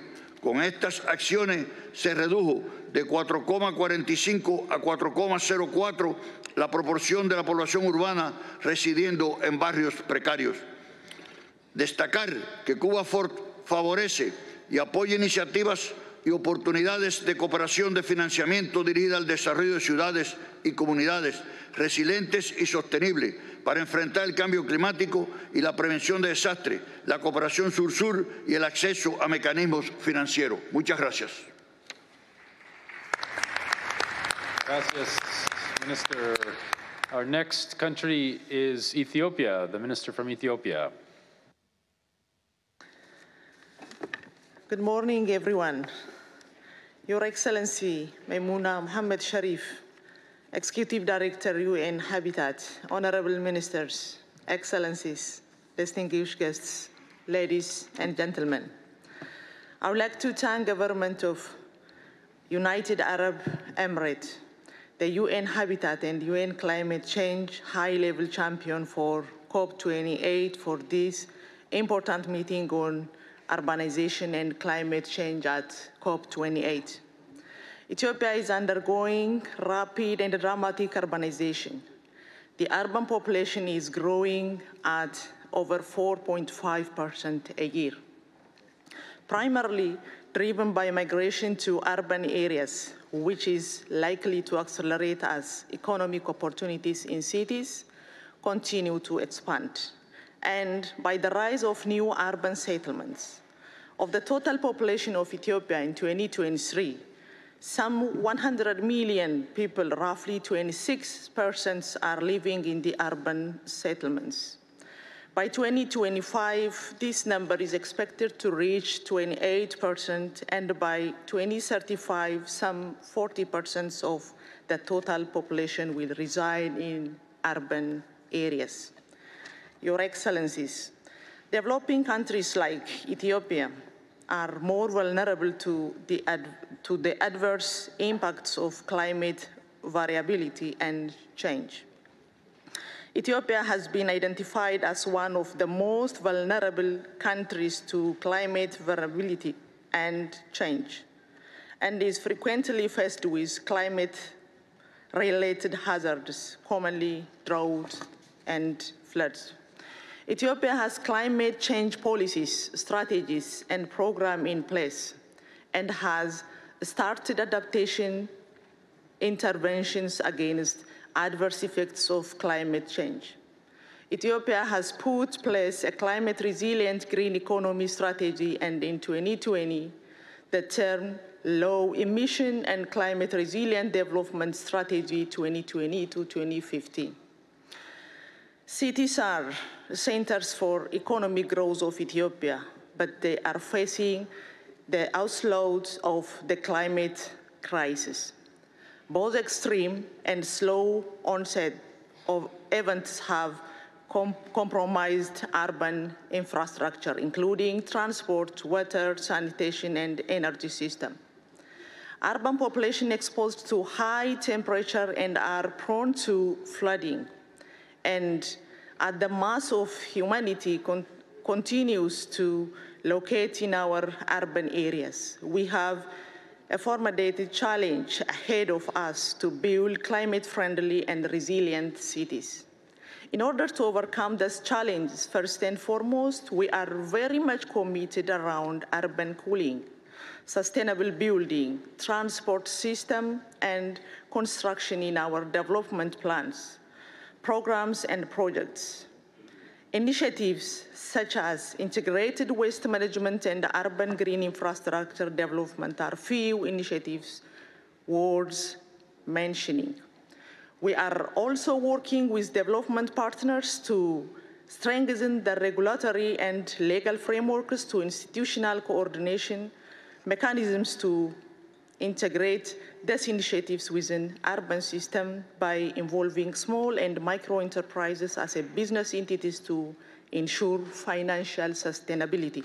Thank you. The second initiative is nature-based solution, which one of the biggest and notable achievements of FAR registered in the Green Legacy Initiative of His Excellency Prime Minister Dr. Abiy Ahmed.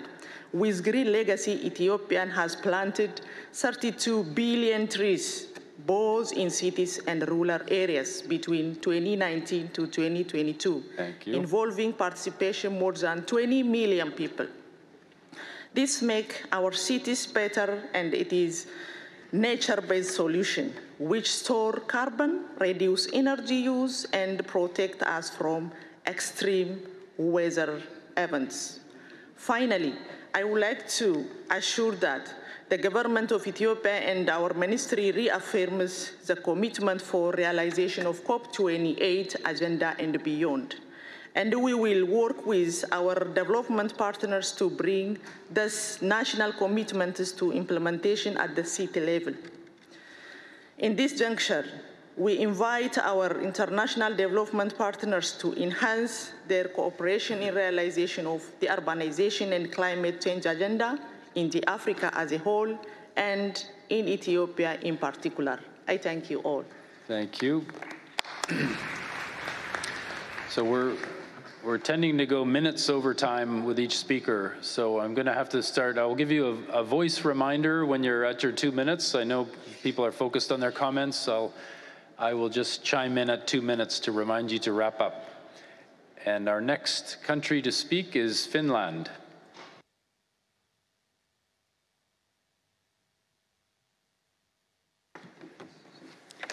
Thank you very much, Mr. Chair. Honorable chairs, excellencies, distinguished delegates. It is an honor to address this auspicious event here today on Finland's Independence Day.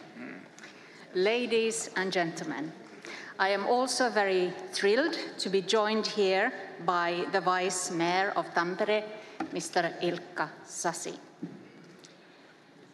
As you know, Finland aims to be carbon neutral by 2035. Achieving this ambitious target will require significant emission reductions in all sectors of society.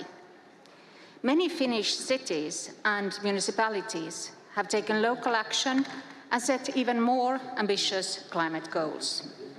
The city of Lahti has garnered worldwide attention with its goal of becoming carbon neutral by 2025. The city of Turku plans to commemorate its 800th birthday in 2029 by achieving carbon neutrality. The cities of Tampere, Espoo, Helsinki, and Lappeenranta have pledged to reach carbon neutrality by 2030. The commitment and action of these cities means that a third of Finland's population will be living in climate-neutral cities in 6 years from now.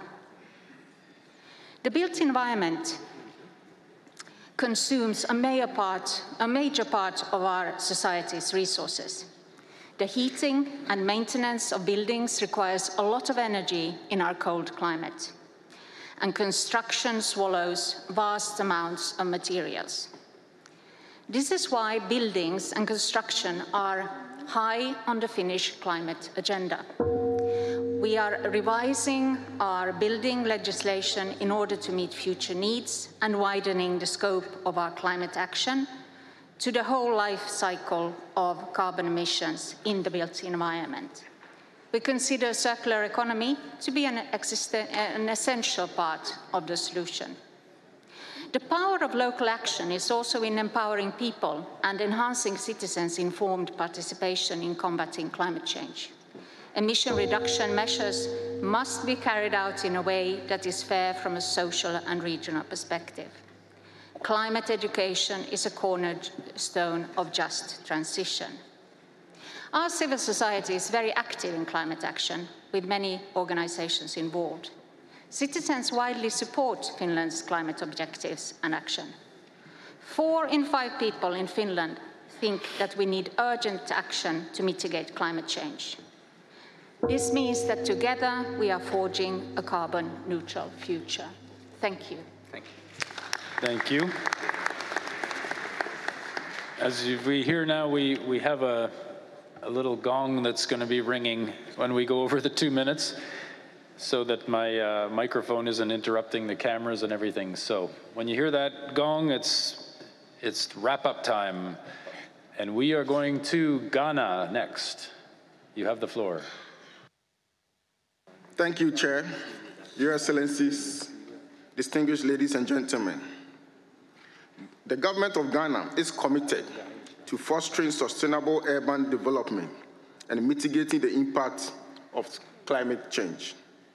As a member of the African Ministers for Urban Development, Financing, AMUF, and in alignment with the Global ABC Initiative, Ghana is dedicated to decarbonizing the building and construction sector, recognizing the crucial role both play in our climate action endeavors.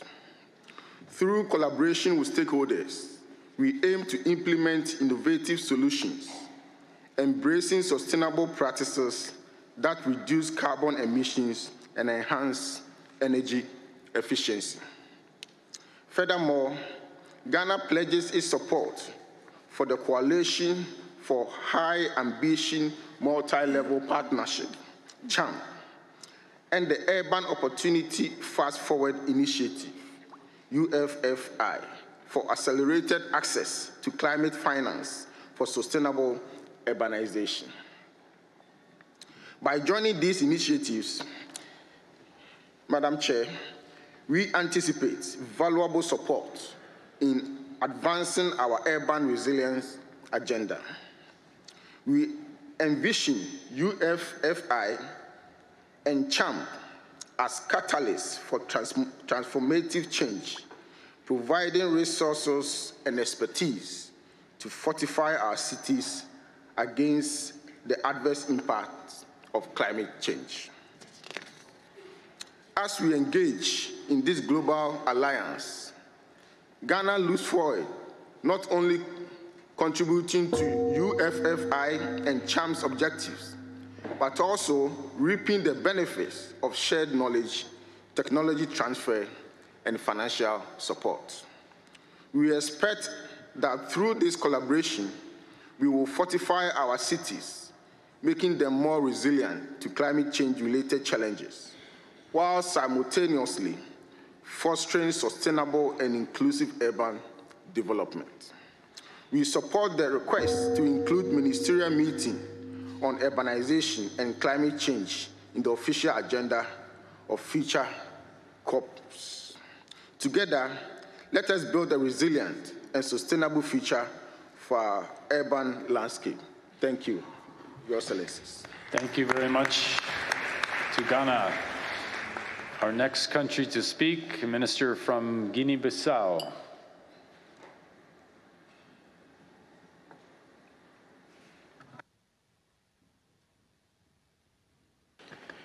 Bom dia.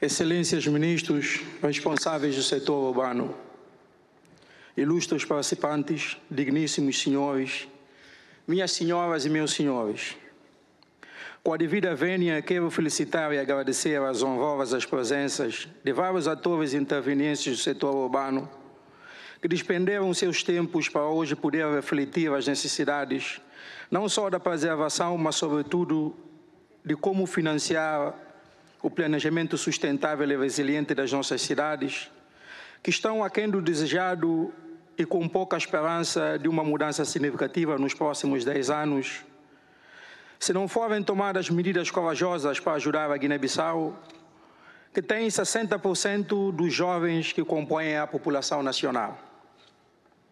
Ilustres, acredito que o Fundo Mundial para o Desenvolvimento Urbano, através da Aliança dos Ministros, do qual somos parte, deve encabeçar o processo corajoso e ambicioso do financiamento. A Guiné-Bissau continua engajado aos objetivos a vários níveis e fiel ao compromisso da Agenda de Paris. A Guiné-Bissau continua determinado em alcançar os objetivos da ODS, tendo em conta a articulação necessária dentro do quadro administrativo que interliga o funcionamento entre o governo central, regional e as várias administrações sectoriais. Quero informar a todos que o nosso país está determinado em realizar as autarquias nos próximos 4 anos, permitindo a organização e o desenvolvimento das outras localidades. Este processo não será possível sem os parceiros estratégicos, como, por exemplo, a ONU Habitat. Acredito que a organização da COP deve aumentar de forma significativa a participação dos intervenientes do setor urbano, tendo em consideração a grande problemática da mudança climática acontece nas cidades. Então são os ministros das áreas urbanas, os prefeitos, os autores, os verdadeiros responsáveis para as zonas resilientes. A Guiné-Bissau quer conter a desmatação, conter os abates dos mangás, que são essenciais para o nosso ecossistema, quer estabelecer o quadro resiliente e sustentável para efetivamente ter um planejamento para todos. Bem-haja.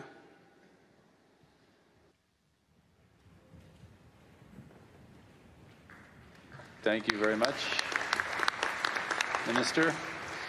We go next to Malta, for the Minister from Malta. Distinguished guests, esteemed delegates, and honored participants, I stand before you with heartfelt gratitude to express our sincere thanks to the remarkable city of Dubai for its unwavering hospitality during the pivotal COP28 conference. As we gather for COP28, the urgency of addressing climate change becomes ever more evident. Our planet is at crossroads, and we must act decisively. Climate change affects not only our environment, but also our communities, economies, and crucially, our homes. As the person responsible for the social and affordable accommodation sector in Malta, I strongly believe that the accommodation, a basic human need, is intrinsically linked to climate challenges. Extreme weather events displace communities, exacerbating housing crisis. Rising sea levels threaten coastal dwellings, while wildfires encroach upon homes. It's clear that our approach to accommodation must evolve in tandem with our efforts to combat climate change. We need sustainable, resilient housing solutions that minimize carbon footprints. From energy-efficient designs to eco-friendly materials, innovation must drive our construction practices. Simultaneously, we must address the inequality in the impact of climate change on housing, ensuring vulnerable communities are not left without adequate shelter.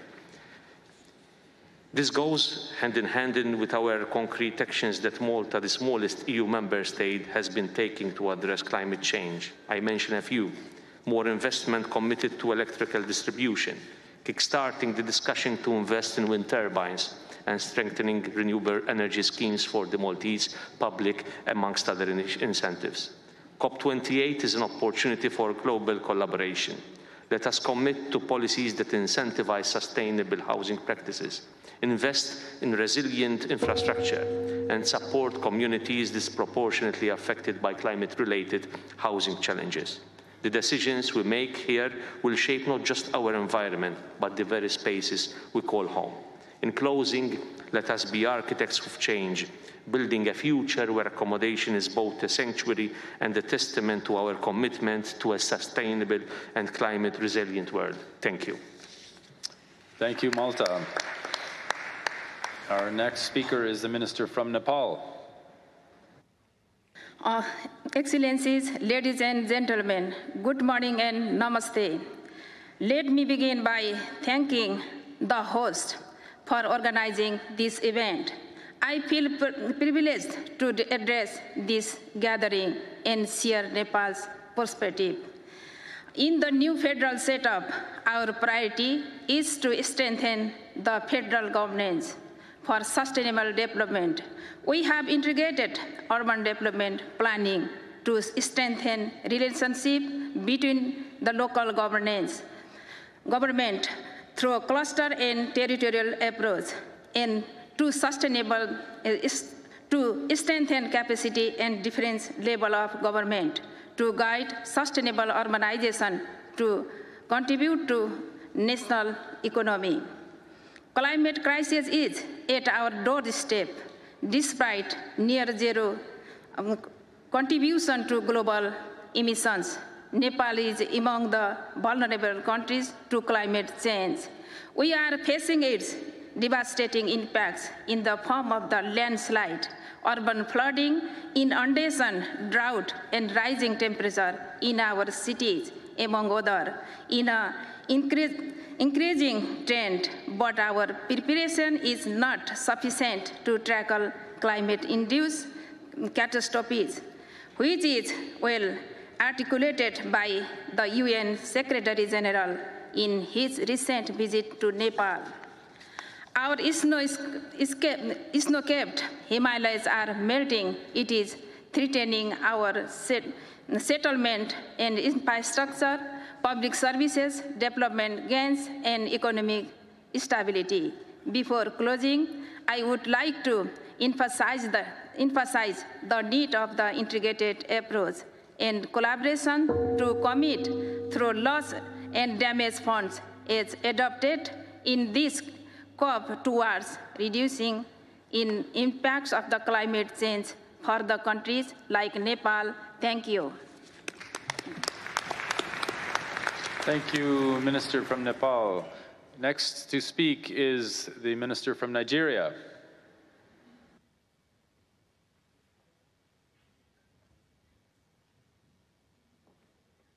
Madam Chair, Excellencies, distinguished ladies, colleagues, ladies and gentlemen, it is an honor to be here today at COP28 to discuss one of the most pressing issues of our time, that is urbanization and climate change. I would like to affirm Nigeria's commitment to upholding the principles of the Convention to address global climate change and urbanization. The world has continued to see the metamorphosis of the climate change phenomena that has resulted in depletion of the ozone layer and the resultant global warming. We believe this is the right moment to march towards with commensurate action in that regard.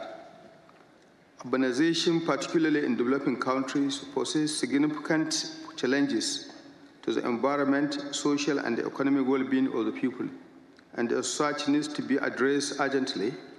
Nigeria has taken critical steps to cushion these impacts. This includes improved financial commitments towards urban renewal and slum upgrading, the renewal and reenactment of all enabling laws in housing and urban development, and robust plans aimed at championing green and resilient cities. Furthermore, the government is committed to providing access to adequate and affordable housing as we recognize the direct link between energy efficient and sustainable buildings and their impact on climate change. We are also advocating for the use of renewable energy and efficient building materials while promoting energy education and awareness. It is apparent that more needs to be done to address the challenges of climate change and urbanization in Nigeria, as well as other developing countries in the world. I therefore call for more multilateral cooperation to build resilience and adapt to the changing climate patterns. In addition, we are advocating for more defined roles for the traditional institutions, NGOs, and faith-based organizations that will give renewed hope to the local communities as well as integrate the genuine concern and aspirations in the climate change discourse. In conclusion, Mr. Chairman, I want to reiterate Nigerians' unwavering commitment to combating climate change and promoting sustainable urbanization.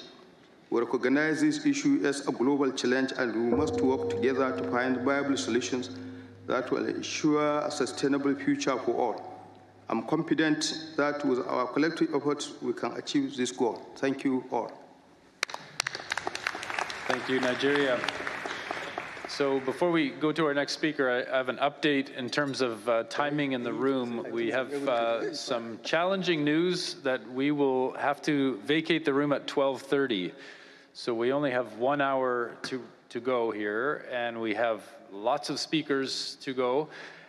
We've done the math here behind the scenes, and basically we need to limit everyone's remarks to 90 seconds, 1 minute and 30 seconds.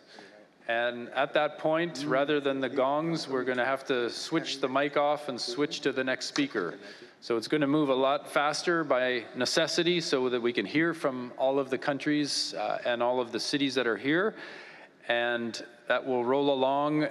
For all of you, though, who have written remarks that are longer than that, we are going to take in all of the written remarks, and they will be contributed to the minutes from this meeting. So make your most critical points. Make sure you get them in the 90 seconds that you have.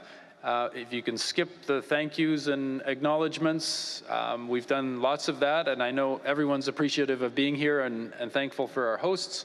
So if we go right to the clear points for 90 seconds, and then the microphone moves to the next speaker. Thank you, and apologies for having to tighten this up so that we can be out on time for the next gathering that's here. And we move on now to the Philippines. Excellencies, thank you. The Philippines is 50% urban, and 60% of our GDP is generated by the most urbanized centers. We are, in fact, focusing on these centers as creators of risk, but also opportunities for resilience and inclusive growth. In that direction, we have 3 points. We need to work on co-beneficial adaptation mitigation through the implementation of our NAP and the NDC implementation plan as well. Our cities are already transforming their water, energy, waste management, and transport systems in order to localize these goals. Secondly, we are enhancing investments in climate and disaster resilience by working with the private sector. Retail, water, communication service, and other private sector companies are already aligning their investments with city governments on ecosystem protection, robustness of engineering, the greening of buildings in order to actually manage the footprint of carbon as well as local adaptation needs. Thirdly, we are enhancing multi-level and multi-stakeholder collaboration for climate action, risk-based planning for multi-stakeholders, as well as multi-level partners are already adopted in national and local projects and programs, as well as in local resilience plans. Cities are critical agents of climate action. We're all here to recognize their roles and contributions. We must all work together to achieve the targets of Paris, where no ecosystem and no one is left behind. Thank you. Thank you very much, Philippines. Well done. A model to follow. Thank you for that. Portugal is next.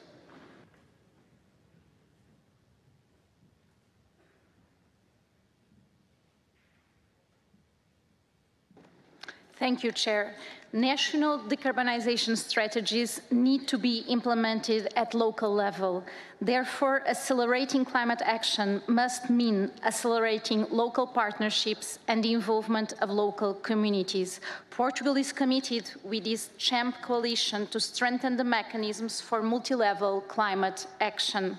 Our strategy relies on transparent and on active public participation, together with regional and local approaches to support the climate transition. This happens along the entire policy cycle.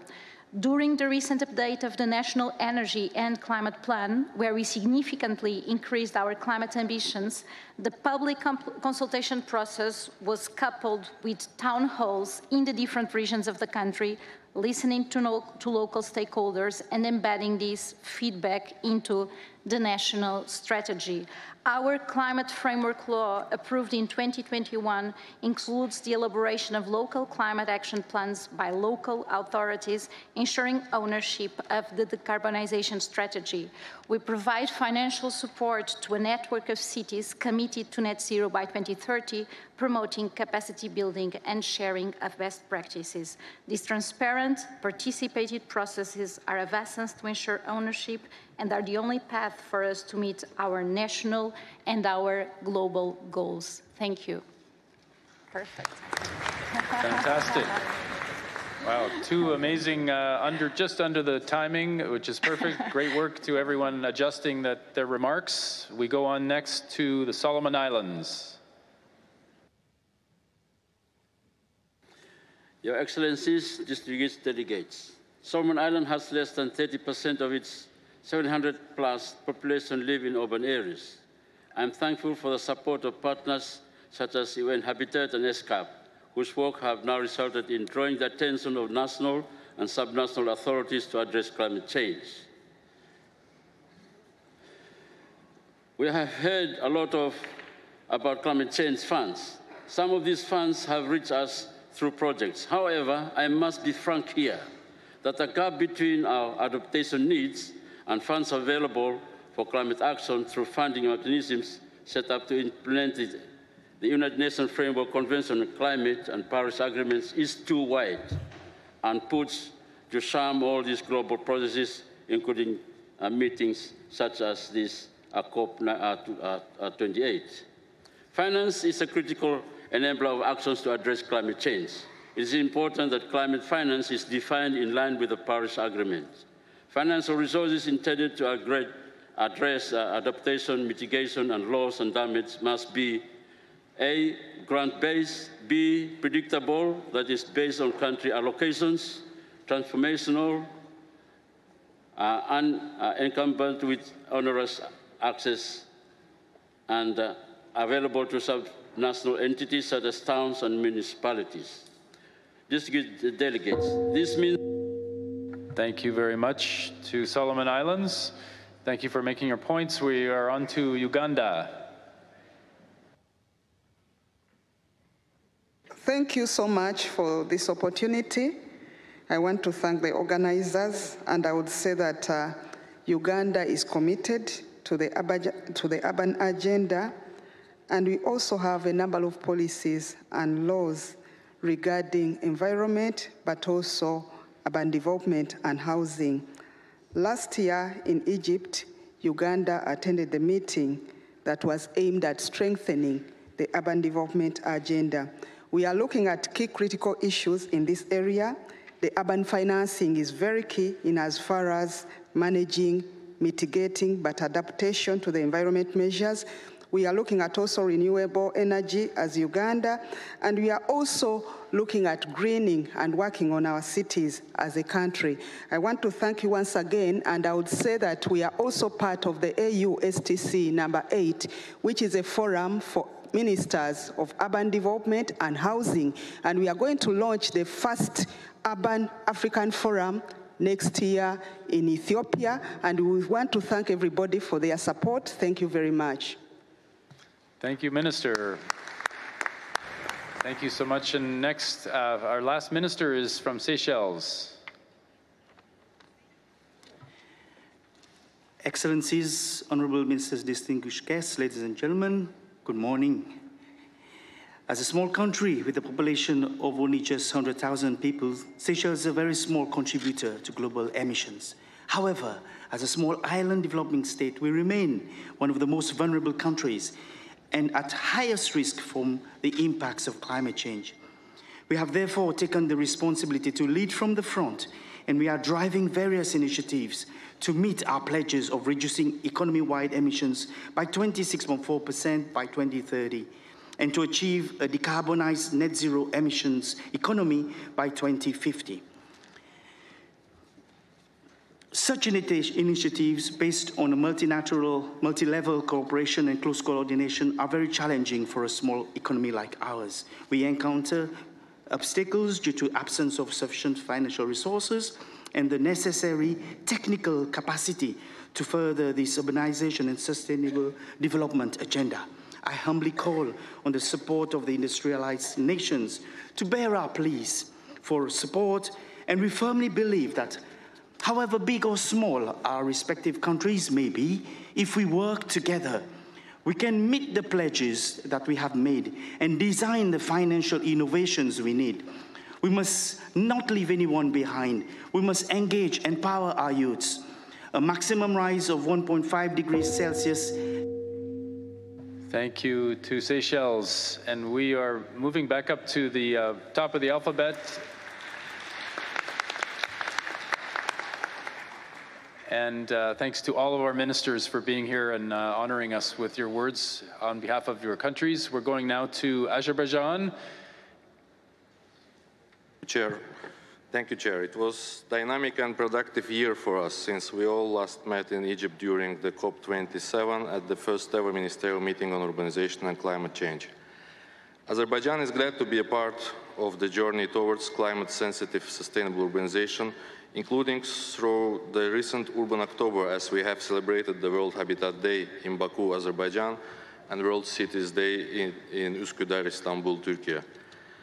Urban development is crucial for any nation's economic growth. Azerbaijan enjoyed remarkable growth over the last 2 decades. Our urban development efforts are linked to this growth in more than one way, both taking advantage of the excellent development opportunity as well as aspiring to contribute to it through well-planned, solid urban design and city planning initiatives.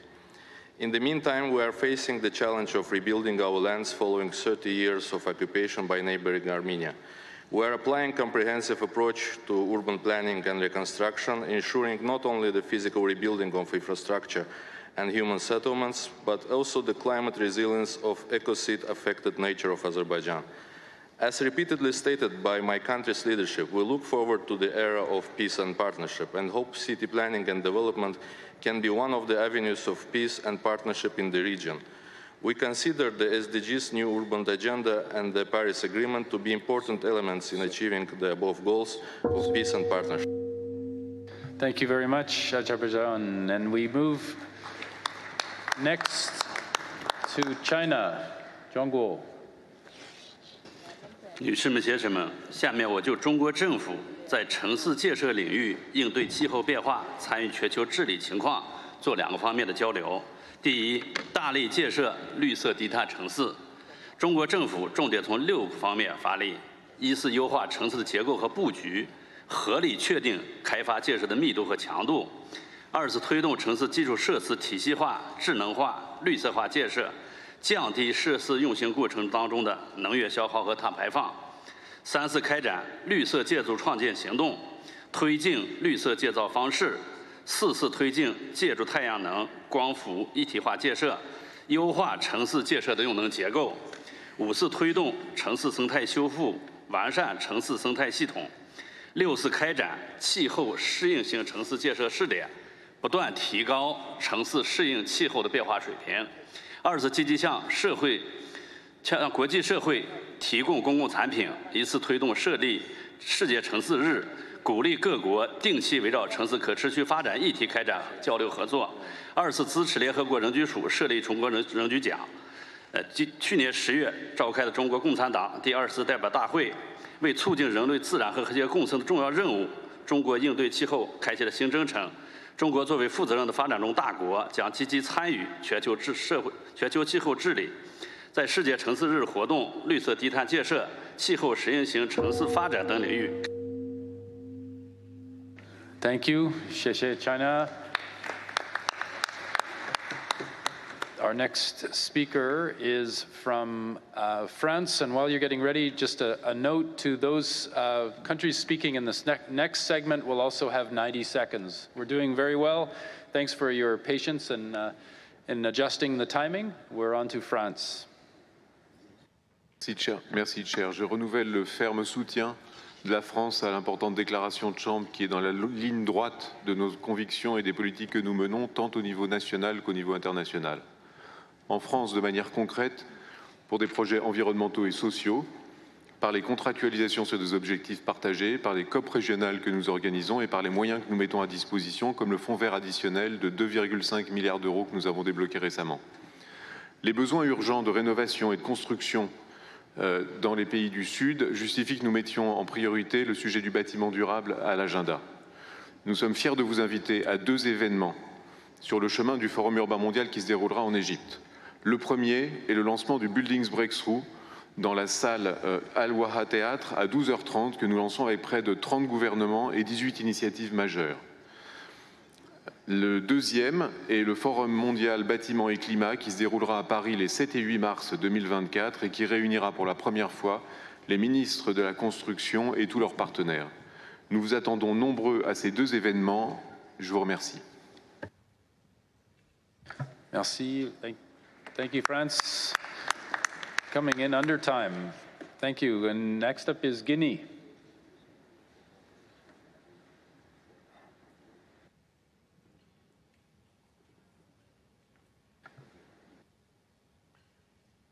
Bonjour.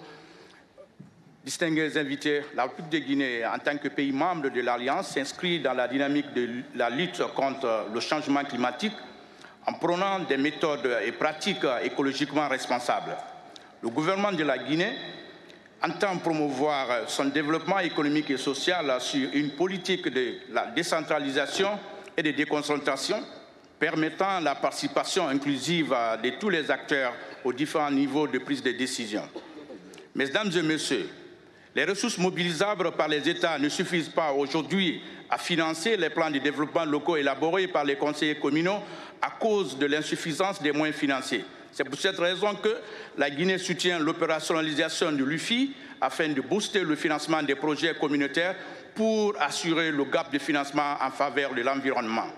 Ainsi, pour faire face à ces contraintes, il serait judicieux de développer des partenariats à tous les niveaux pour la réalisation des projets prioritaires pour le développement communautaire.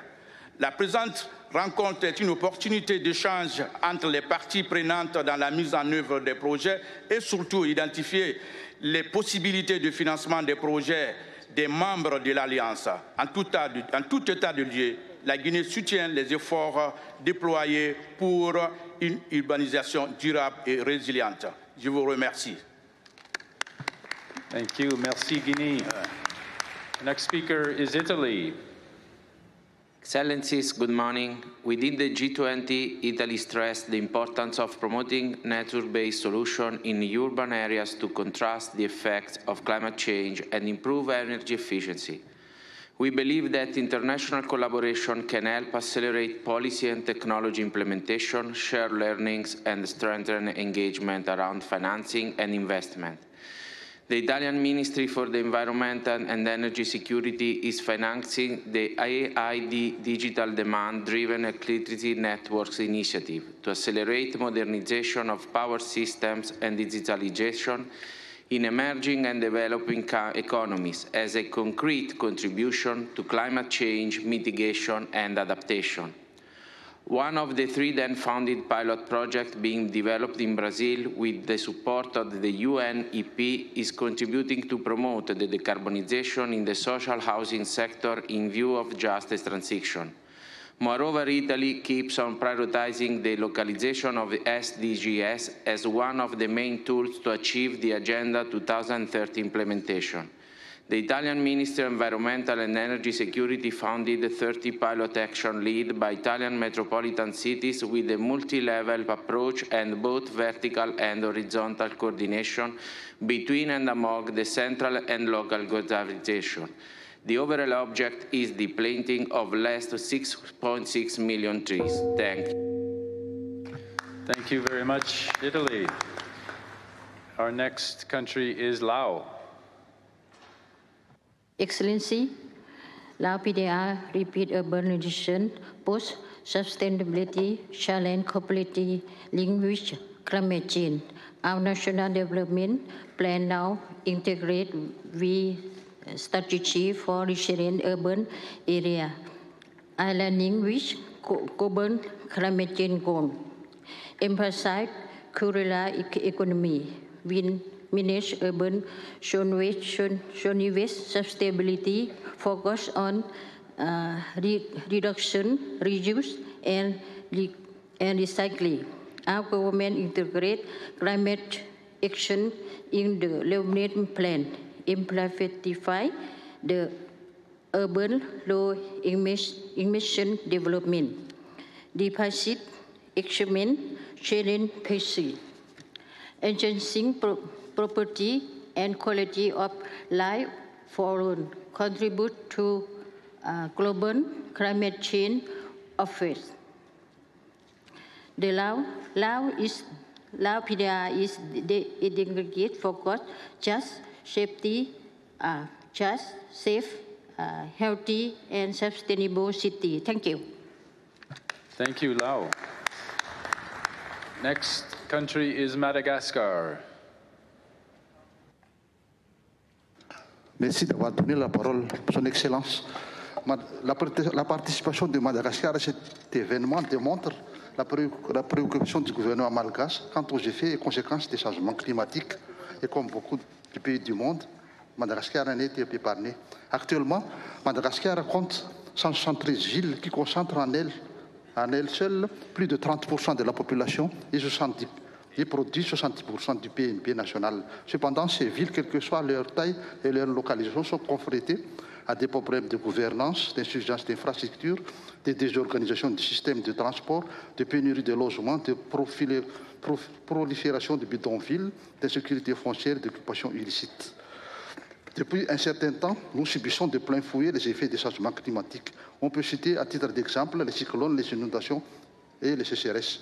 Il faut dire que les zones urbaines sont de plus en plus vulnérables aux risques par rapport aux zones rurales selon la densité de la population, de la concentration des acteurs et de la variété des activités dans les zones géographiques relativement étroites. C'est la raison pour laquelle l'État malgache a décidé d'interdire et de suspendre tout projet de remblai dans la capitale et son environnement. Pour faire face à cette situation très alarmante, Madagascar collabore déjà avec plusieurs entités et partenaires techniques et financiers comme l'UNU Habitat, la Banque mondiale, l'AFD et l'Union européenne, la PEI et beaucoup d'autres encore. Le but est de faire... Thank you, Madagascar. Our next comments will come from Malawi. Appreciation, Chairperson. Government of Malawi is committed to the agreements, mainly in policy affirmation implementation for its MDAs. Recently, we were affected by the cyclone Freddy, and this affected our livelihood, food systems, water systems, energy, and road infrastructures. Malawi needs further support to implement adaptive mechanisms in our urban settings. We solidly join all calling for unlocking transparent, inclusive financing towards climate change to implement adaptive mechanisms. As a signatory to the Paris Agreement, recognizing the importance of collaboration and partnerships required, Government of Malawi will join the Coalition for High Ambition multi-level partnership initiatives. Thank you very much, Chairperson. Thank you very much, Malawi. You have the first prize now for the shortest and strongest, boldest comments. So next up is Mali, our new minister from Mali.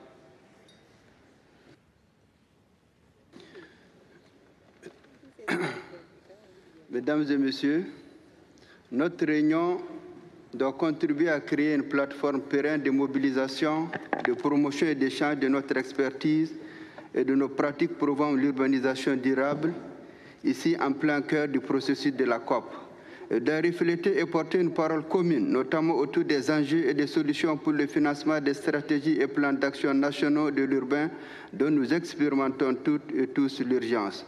Les conséquences du processus d'urbanisation rapide en Afrique s'accompagnent d'un corollaire dangereux, la création de zones et de populations moins armées pour faire face au changement climatique. Il y a eu de signaler que les infrastructures résilientes, les instruments financiers à large spectre et les systèmes d'alerte rapide qui permettent d'atténuer les risques sont autant d'outils essentiels pour les villes qui s'efforcent de s'adapter, de protéger la vie et les moyens de subsistance de leurs habitants.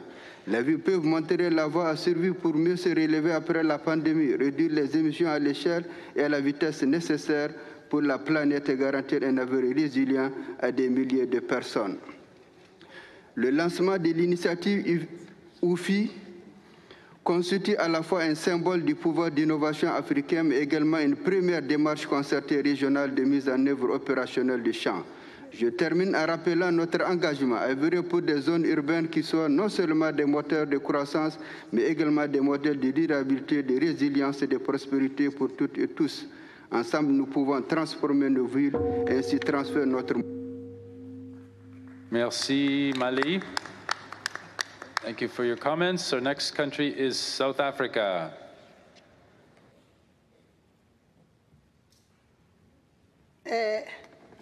Thank you, Chair. Good morning to everyone. South Africa's adaptation response in relation to human settlements use the 3 spheres of government as complementary role players, with local government taking the lead, while national and provincial government provides an enabling and supportive role. Our thinking is that a strong policy framework at national level is important for guiding local adaptation strategies, including establishing standards of best practices. As part of national response on the 24th October 2023, Cabinet passed the South African Climate Change Bill, which requires all organs of state that perform climate change-related functions or are entrusted with achievements of sustainable environment to review, coordinate, harmonize their policies and programs. In line with the bill, the National Department of Human Settlements is embarking on multi-level, multi-stakeholder engagement. Your Excellencies, ladies and gentlemen, we remain committed to building climate resilience, human settlements, and reducing greenhouse gas emissions in our living spaces through just transition towards economic, friendly, and nature-based solutions. The Department of Human Settlements, we have developed the white paper for human settlements, which has been approved by Cabinet for public comments. Thank you very much, South Africa. Our next country is the United States of America. It is my honor to be here on behalf of the Biden-Harris administration and the United States Secretary of Housing and Urban Development, Marcia L. Fudge. Across the globe, our urban environments significantly impact and are impacted significantly by the changing climate. That is why we were proud to work with partners like the C40 Cities Climate Leadership Group and the Under 2 Coalition to launch the Subnational Climate Action Leaders Exchange last year. And that's why this year we are so excited that this work has incubated a new initiative, Lowering Organic Waste Methane, or low methane, to harness the transformative role that cities and states can play in cutting methane emissions, one of the fastest things we can do to keep a safe 1.5 degrees Celsius future within reach. Our federal investments domestically in the United States empower communities to come up with and execute plans that meet their unique climate change needs. While decisions and work happen at the local level, the U.S. federal government helps our local communities effectively deploy investments to address our dual housing affordability and climate crises. Over the next decade, the Biden-Harris administration has made investments that will provide billions of dollars for building efficiency upgrades, solar generation, and other clean energy deployment, green workforce development training, creation of a national green bank, and much, much more. Thank you. Thank you. Thanks very much, USA. And next up is Samoa. Shows a commitment to fostering sustainable, inclusive, and resilient urban development through bold and transformational change, guided by the 2050 strategy for a Blue Pacific continent, as well as the Pacific New Urban Agenda and its 4 pillars. In a step towards strengthening our commitment to our urban developments and resilience amidst the phase of the climate change, we have joined hands with the Global Covenant of Mayors for the development of the Apia City Climate Action Plan at the local level, which prioritizes on planning for our urban waterways drainage system. In saying that, Samoa urges the institutionalizing of sustainable urban developments and drive for stringent policy within each nation at the local level, especially with GRUP agencies framework. once again, Fafzai. Thank you. Thank you, Samoa. Thank you to the new minister. So we are through the first segment with countries. We're going to shift gears now into segment 2. I'm going to continue to chair with the room's blessing, and we are going to shift to hearing from our other co-convening countries. And then we have an intervention from Professor Jeffrey Sachs, and we have a few more ministers to follow in the second segment before we go into closing. So we're doing great. Everyone's done fantastic, keeping their remarks shorter. Thank you for your work on that. And we're going to keep to our time and be right on time getting through the building. So we're going to hear first from our co-convening countries before the ministers, and we begin with Egypt. Thank you, Chair. Bismillah ar-Rahman ar-Rahim. Honorable Minister, Excellencies, good morning. At first, I would like to thank and congratulate UN Habitat and COP28 presidency for their leadership of the second ministerial meeting. We stand at a crossroad in defining our city roles in battling and resolving the climate crisis. However, current national pledges fell short in curbing harmful emissions and achieve the target of the Paris Agreement. Our local government often lack the technical and financial resources to drive local climate action. Therefore, cities are in the heart, collaboration is our hope, and localization is our action.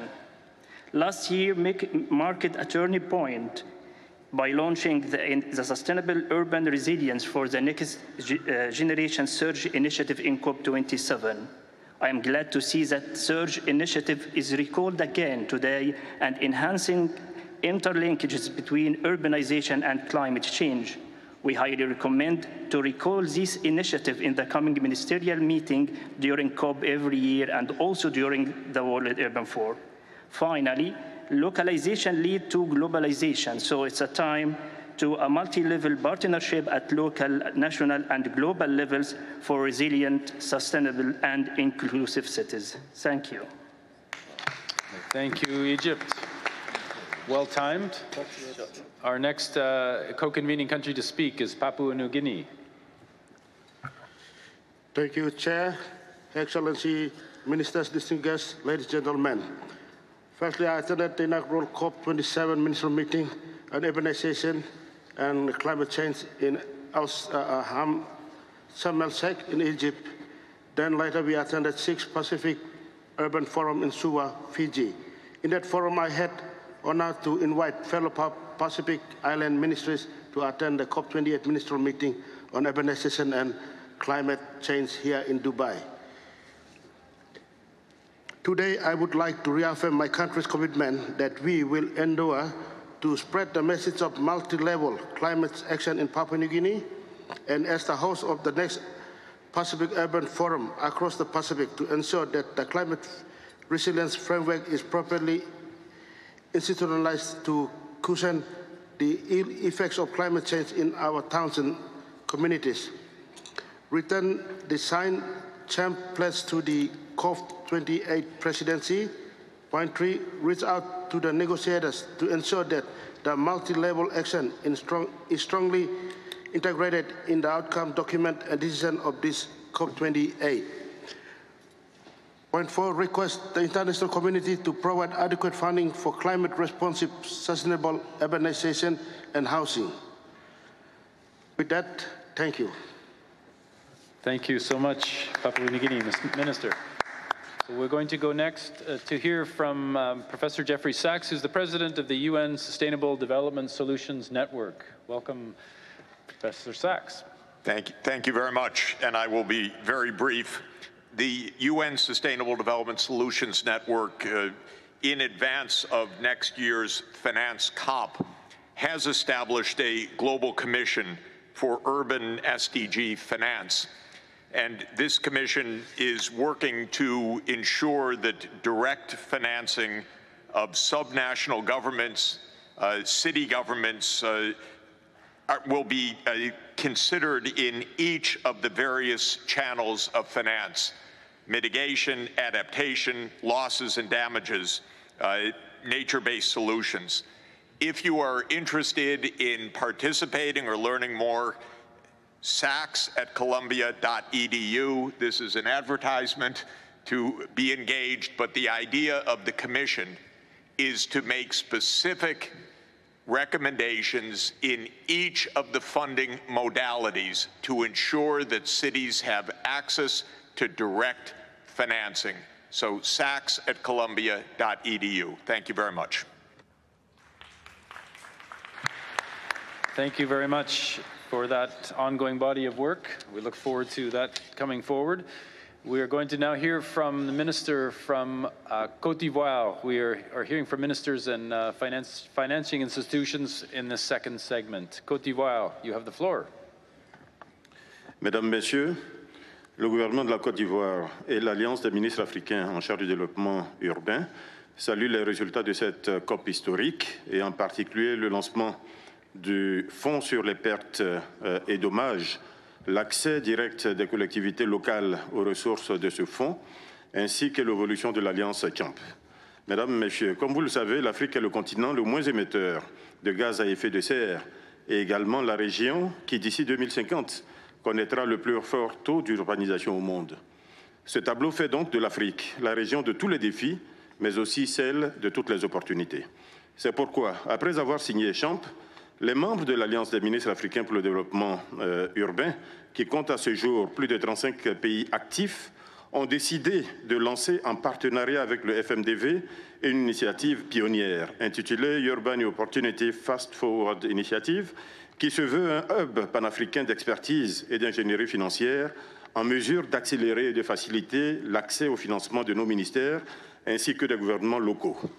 Nous lançons donc solennellement un appel à l'ensemble des partenaires au développement pour œuvrer afin de mobiliser le plus largement possible les ressources disponibles et nous redonner le pouvoir d'impulsion des négociations d'ingénierie dont nous avons besoin pour faire face plus efficacement au changement climatique. Vous pouvez compter sur l'Afrique, vous pouvez compter sur nous. Je vous remercie. Thank you very much.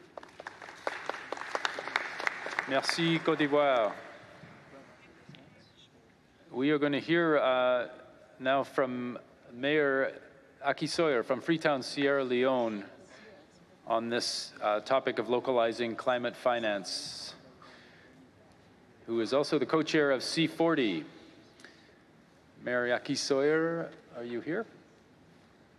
Dear Excellencies, at C40 cities, we know that 98% of our member cities are already facing extreme climate events and threats.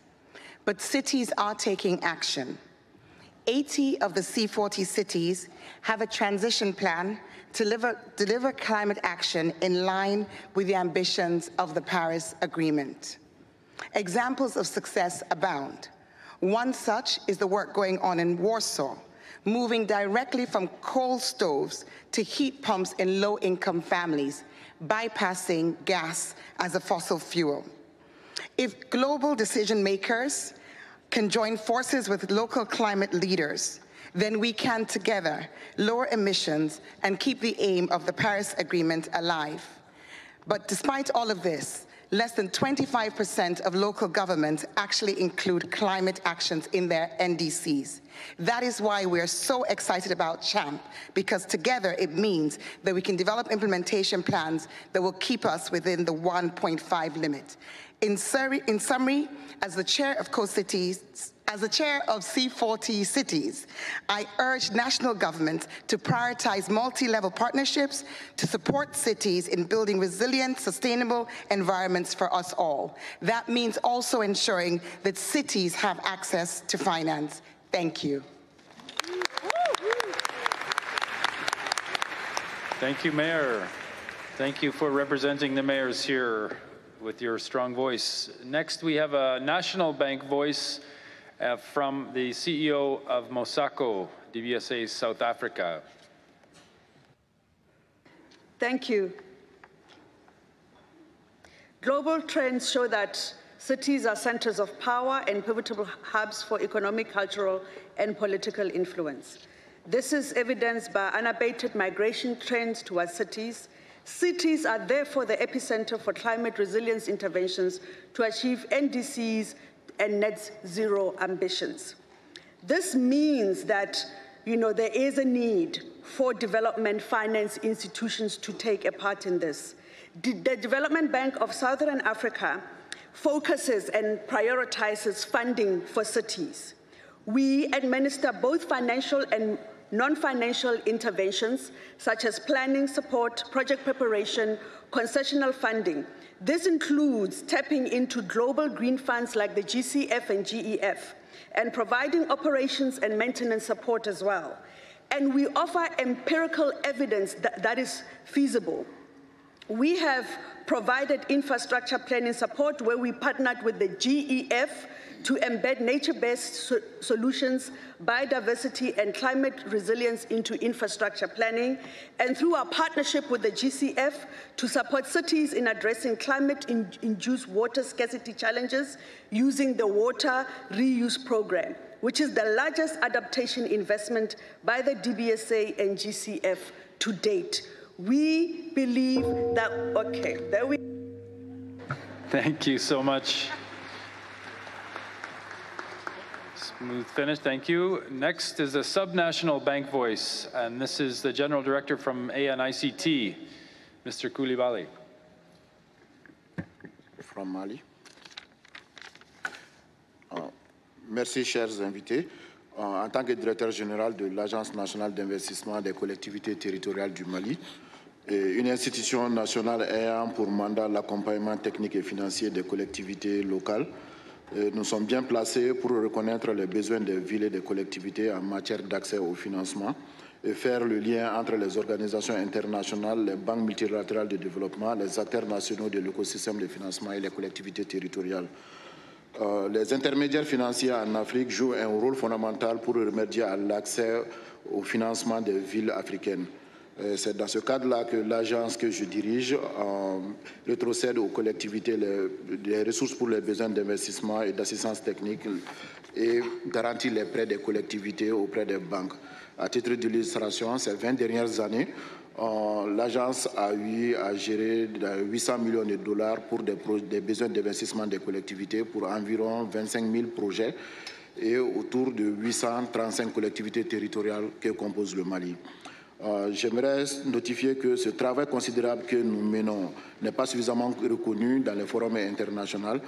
C'est à cet effet qu'avec le Fonds mondial des villes, nous avons lancé il y a un an un cadre de mouvement, dans le cadre du mouvement de finances en commun, l'Alliance africaine des banques des territoires, au sein de laquelle mon agence joue un rôle actif. Cette alliance regroupe une quarantaine d'institutions qui ont pour mandat d'accompagner. Merci. Thank you very much for subnational banking intervention. So we're shifting gears once again to localizing climate finance, hearing from our national delegations. We're going to hear first again from ministers, run through 4 or 5 ministers, and then we'll come back through the alphabet for the last number of speakers who are government representatives. So we start this segment with Cameroon, not Cameroon, Comoros.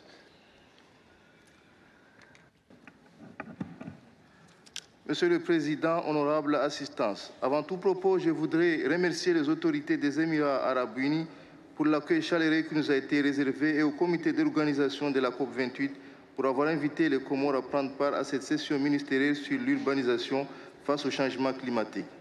C'est une opportunité pour les pays vulnérables au changement climatique d'exprimer leurs préoccupations en matière d'accès au financement climatique.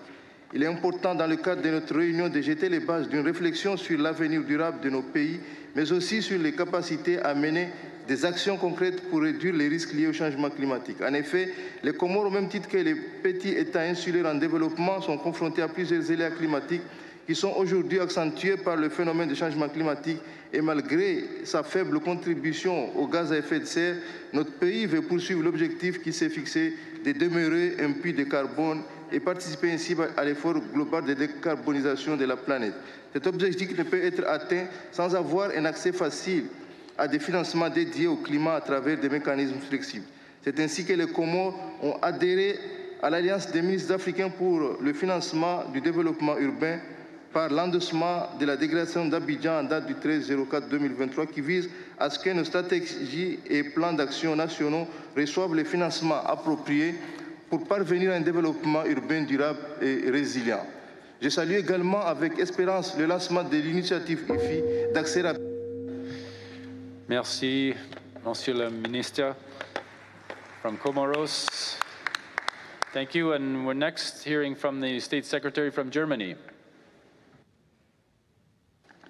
Thank you, dear colleagues and partners. We all know climate action at scale requires substantial resources. On the other hand, we also know the urban climate finance gap is massive. From an international cooperation perspective, we are convinced that together we are greater than the sum of our parts. We need stronger collaboration to make most effective use of limited public resources. One important example for this collaboration is the Leadership for Urban Climate Investment, short LUCI. LUCI provides a framework for joint action across the value chain of urban project development. It was developed under the leadership of Germany in 2019. Now, more than 20 initiatives are active in the LUCI framework, implemented by partners, including many of you present today. Jointly, we aim to strengthen capacities for 2,000 cities and link 1,000 projects to finance until 2024. Germany is supporting several partnerships and actions and local climate finance initiatives over the last year, amounting to more than 200 million euros. For example, the City Climate Finance Gap Fund is the biggest global multi-donor trust fund for cities. We are working also on a National Development Banks for Action Climate, the NUCA program. It is the latest addition to our LUCI framework. Germany will continue to demonstrate its leadership and is more than happy to deepen collaboration on these matters, because together we are greater than the sum of our parts. Thank you very much. Thank you to Germany. Our next minister is from Fiji.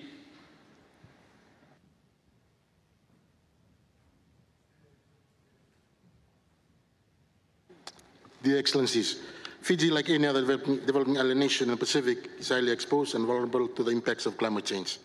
We are faced with the threats of rising sea levels, increased frequency and intensity of extreme weather events. Experiences we have encountered are devastating, and it is imperative that climate change is made easily accessible to us and our neighboring island nations for the well-being and safety of our people. Our cities and urban areas, being centers of economic growth and development, hold a key role in addressing this crisis. Thus, they must be equipped with the necessary resources to build sustainable and resilient communities. It is imperative that we bridge the financing gap and unlock new avenues of investment to support the development and implementation of climate-resilient infrastructure and housing projects. To achieve this, partnership will be critical. Collaboration between governments, international organizations, financial institutions, and civil society is essential to leverage financial resources, knowledge sharing, and technical expertise. By coming together, we can pool our resources and develop effective strategies to address the challenges faced by the housing and urban sectors in accessing funding. Resilience should be a guiding principle in our efforts to access funding for the housing and urban sectors. As we witness increasing frequencies and intensity of weather-related events, it is essential to build homes and infrastructure that can withstand these challenges. By incorporating climate-resilient designs, green technologies, and sustainable practices, we can ensure that our cities and urban areas are better equipped to face the impacts of. Thank you to Fiji, Mr. Minister. And our final minister speaking is Zambia, followed by Japan. Your Excellency, thank you very much. Zambia is committed to promoting the resilience and mitigation of climate change impacts, focusing decentralization, sustainable and transformative development. It has also given priority to climate action. Mr. Chairman, there are challenges faced at local government level in building productive partnerships in climate action. Allow me to just stress a few of them. This is limited multi-level action climate interventions that are focused mostly on national level. Local authorities do have limitations in the following areas: capacity to build, respond to climate challenges, provisions of sustainable public infrastructure, control of land use, settlements and biosensitive areas, financial and human capital resources for effectively engaging with climate fund partners. Most of the climate fund partners do not share the same aspirations, for they operate on commercial basis. This is a problem that requires to be solved. Mr. Chairman, in actualizing the decentralization, allocating more resources, we find this to be solutions to addressing the issue of climate finance, to give deliberate policy to local authorities to develop and implement integrated development plans are another, to streamline the policy and legislative framework to enable knowledge and understanding of climate change and its effects is also another, to leverage emerging climate.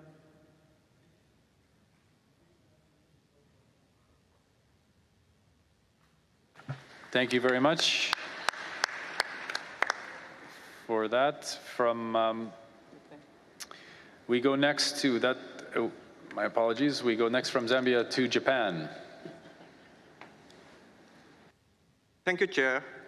At the G7 ministers meeting, which was held in Japan this July, with the participation from UN Habitat, we discussed on achieving sustainable urban development together. The meeting communicated emphasis the importance of market condition improvement and local government. So therefore, Japan is now promoting the utilization of private funds to implement localizing climate finance, which is the theme of this session. As the ESG investment is growing, it is important to encourage private sectors to invest in the project with environmental and social benefits, such as urban development with rich green spaces and waters, which also contribute to enhance their company values. To this end, we are now working to establish an evaluation and certification system that objectifies the environmental and social impact of projects.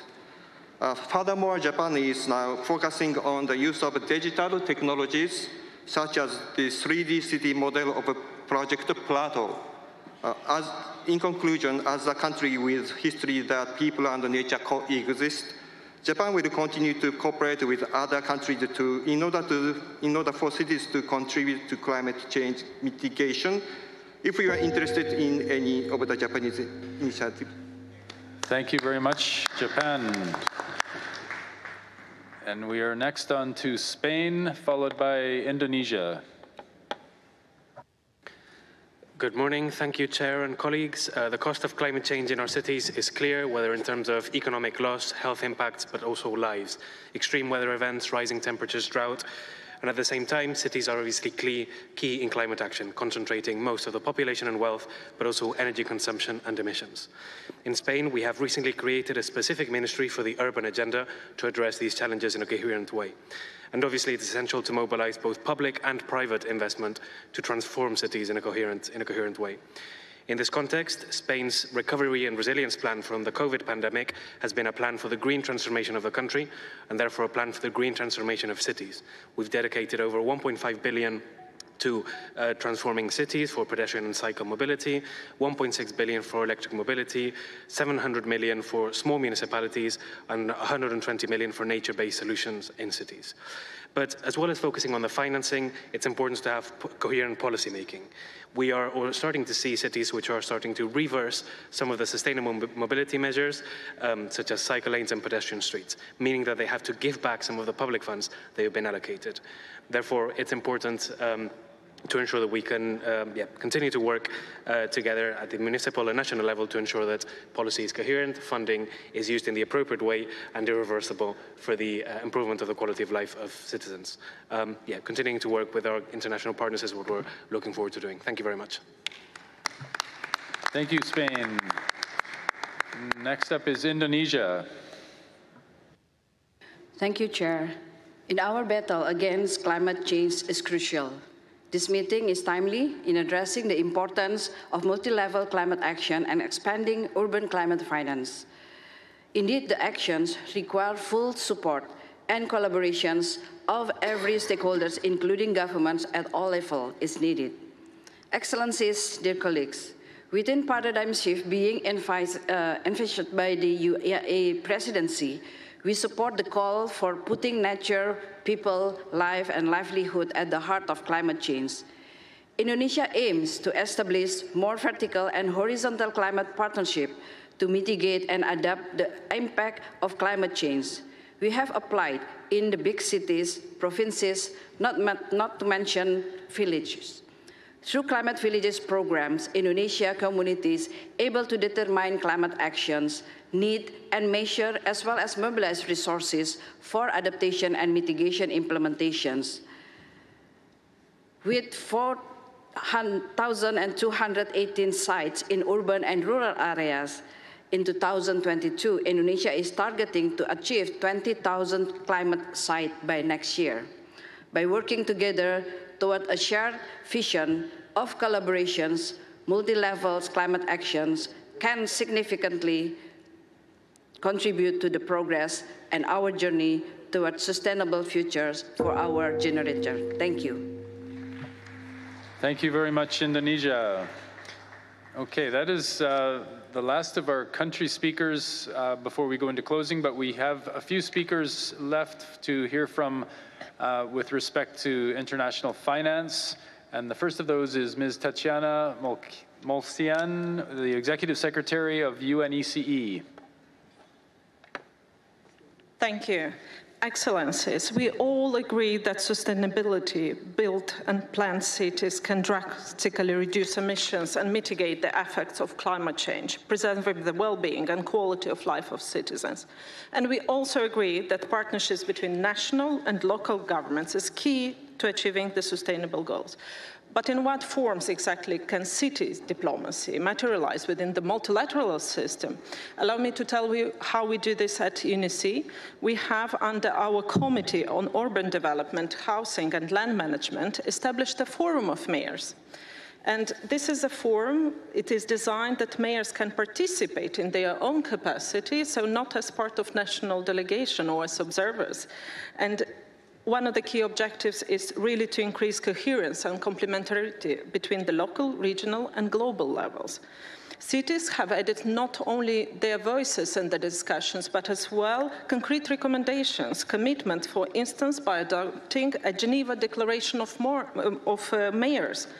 And this document identifies the main goals for sustainable development cities. And the next session will be in October 2024, and we will address at this forum how cities, how urban formats can contribute to the Pact of the Future. And I hope to see many of you around these discussions. Thank you. Thank you very much, Executive Secretary. All right. The role of financing institutions and non-party actors is obviously critical in terms of localizing climate finance and providing more resources.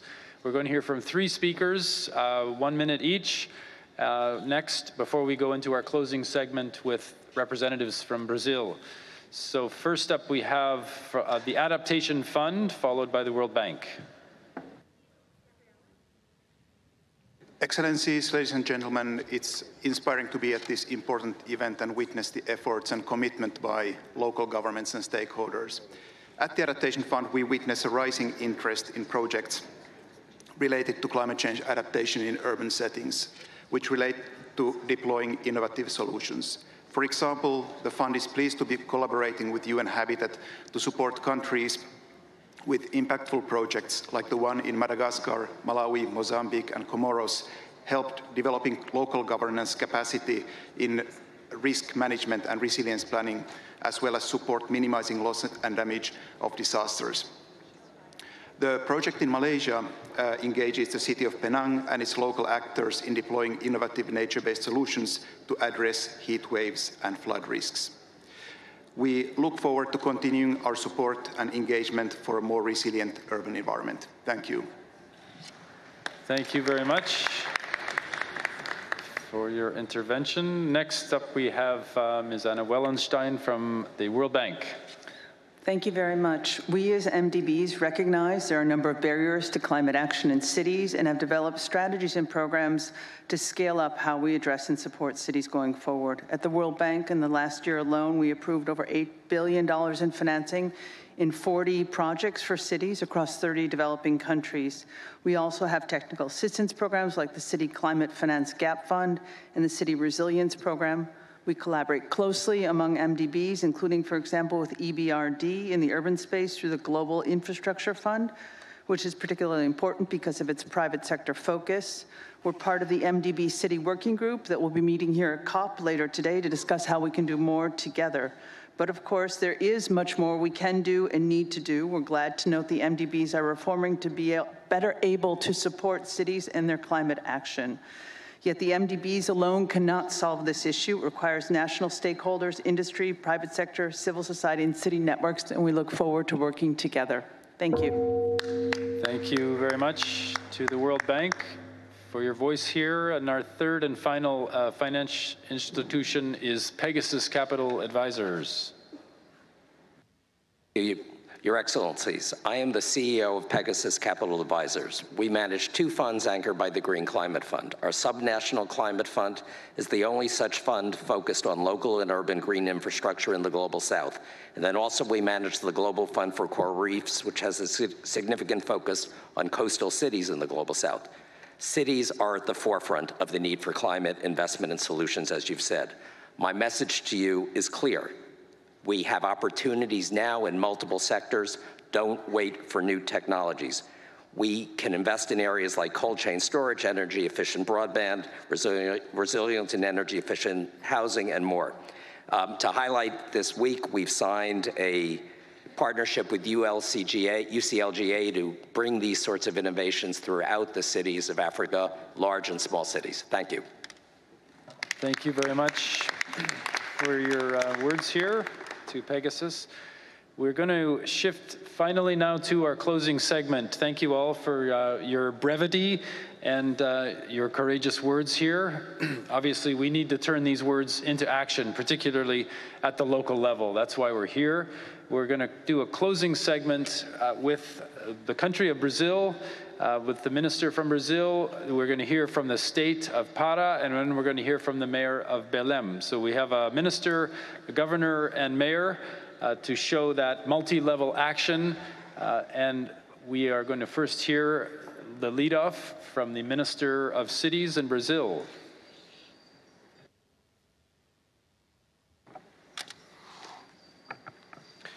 Good afternoon, ladies and gentlemen. I will speak in Portuguese. O público aqui presente dá o testemunho da importância das cidades no debate climático. Com altos representantes de autoridades e parlamentares de governos nacionais, regionais e locais, de representantes de organismos internacionais, com destaque para a ONU Habitat, de entidades da sociedade civil.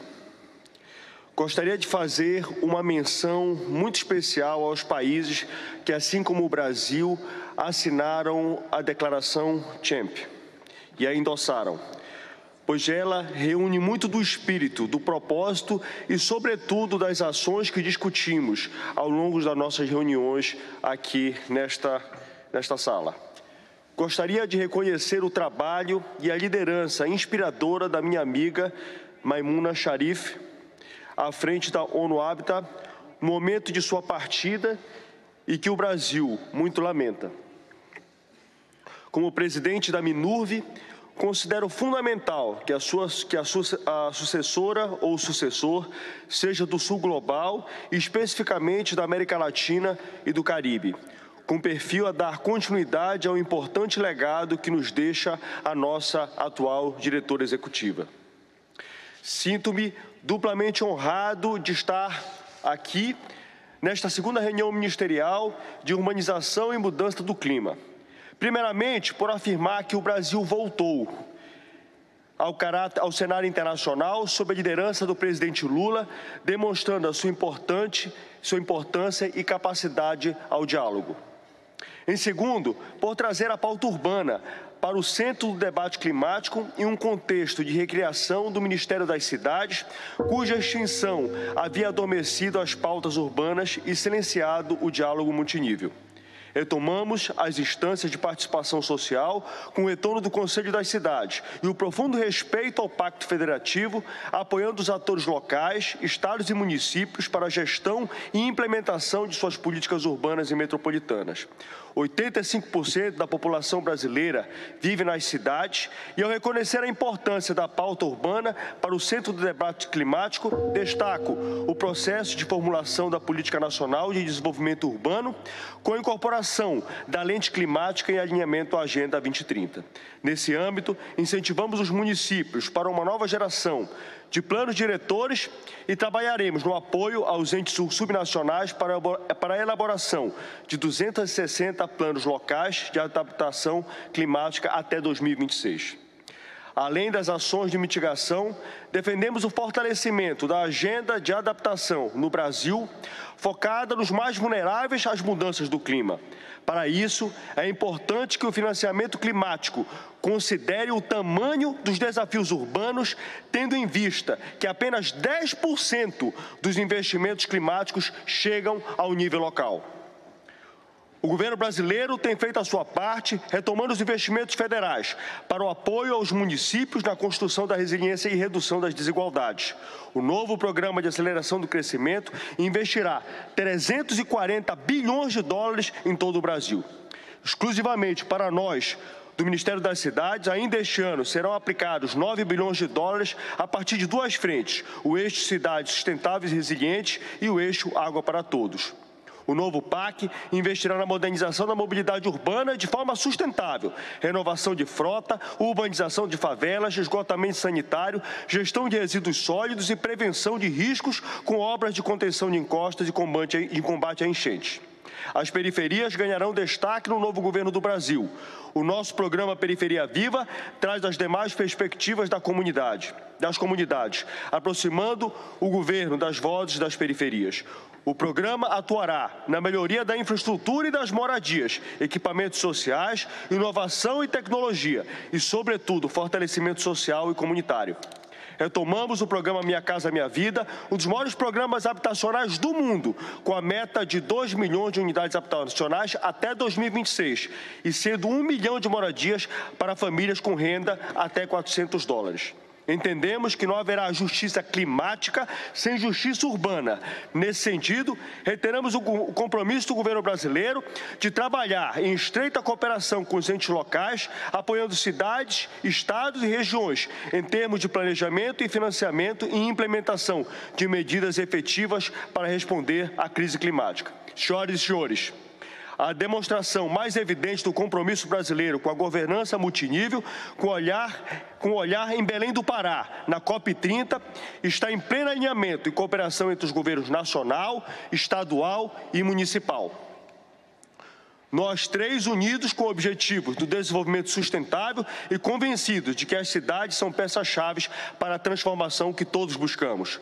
Por fim, faço aqui um convite a todos e a todas para um novo encontro ministerial como este, na minha cidade, Belém, em 2025, para vocês estarem na COP30, na minha amada Belém do Pará, no nosso querido país, o Brasil. Muito obrigado a todos e a todas. Obrigado, Minister. Thank you very much. And from the mayor, understand the governor is not here from Pará, but the mayor of Belém.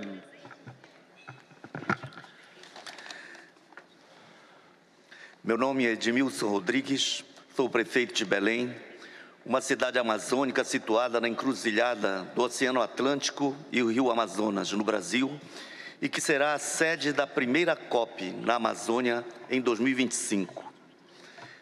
Senhores e senhoras, esta reunião ministerial é um evento único que reforça o compromisso do Acordo de Paris e dos grandes pactos para a ação climática em vários níveis. É imperativo que aprimoremos a governança para garantir uma resposta justa e inclusiva à emergência climática em nossas comunidades e para elevar de uma vez por todas as ambições das contribuições nacionais determinadas. A COP30 será a COP da Amazônia, mas sobretudo da Amazônia urbana. Belém, como atual presidente do Fórum de Cidades Amazônicas, sabe da importância de colocar as cidades do Rio e da Floresta no centro da discussão sobre as mudanças climáticas. Belém já é parceira estratégica para reforçar os compromissos mundiais para reduzir o aquecimento global. Em 2025, nos veremos outra vez em Belém. Obrigado, Mr. Mayor. Thank you very much to our future hosts from Brazil in Belém. And appreciate the multi-level words of multi-level partnership that are so strong from Brazil, and lots to demonstrate between now and 2025. So we are to the end of our speakers. I want to acknowledge our chair. Maimuna is going to have to make an exit for her next event, and I'm just going to wrap up with a short version of the draft outcome.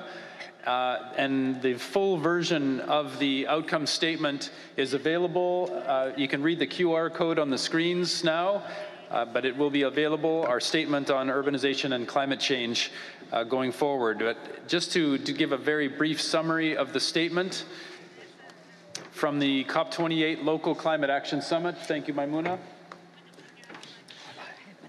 From the Local Climate Action Summit and Ministerial Meeting on Urbanization and Climate Change, COP28 advanced collaborative, inclusive, and ambitious multi-level climate action by convening an unprecedented mobilization of stakeholders committed to achieving the targets of the Paris Agreement. At COP28, cities, regions, and national governments discussed how to achieve the targets of the Paris Agreement through multi-level climate action, and to identify and strengthen levers to increase and accelerate deployment of climate finance for subnational governments, respecting national legislations, regulations, and circumstances.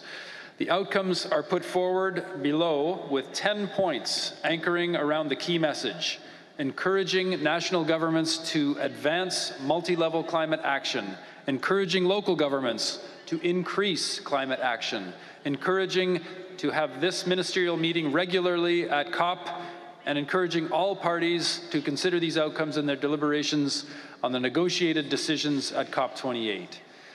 Thank you to all of you for your patience, for being here, for your excellent interventions here today at the Ministerial. I know it was a challenge with the timing, but we got everybody's voice heard for a piece of this meeting, which was very critical. And we know we can do better in the next time around, but thank you for all of your hard work today, and from here to our next meeting at COP. Thank you very much to all.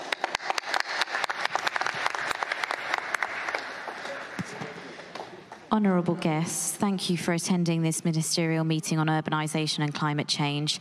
Could I please ask you to vacate the room as quickly as possible due to another meeting starting immediately?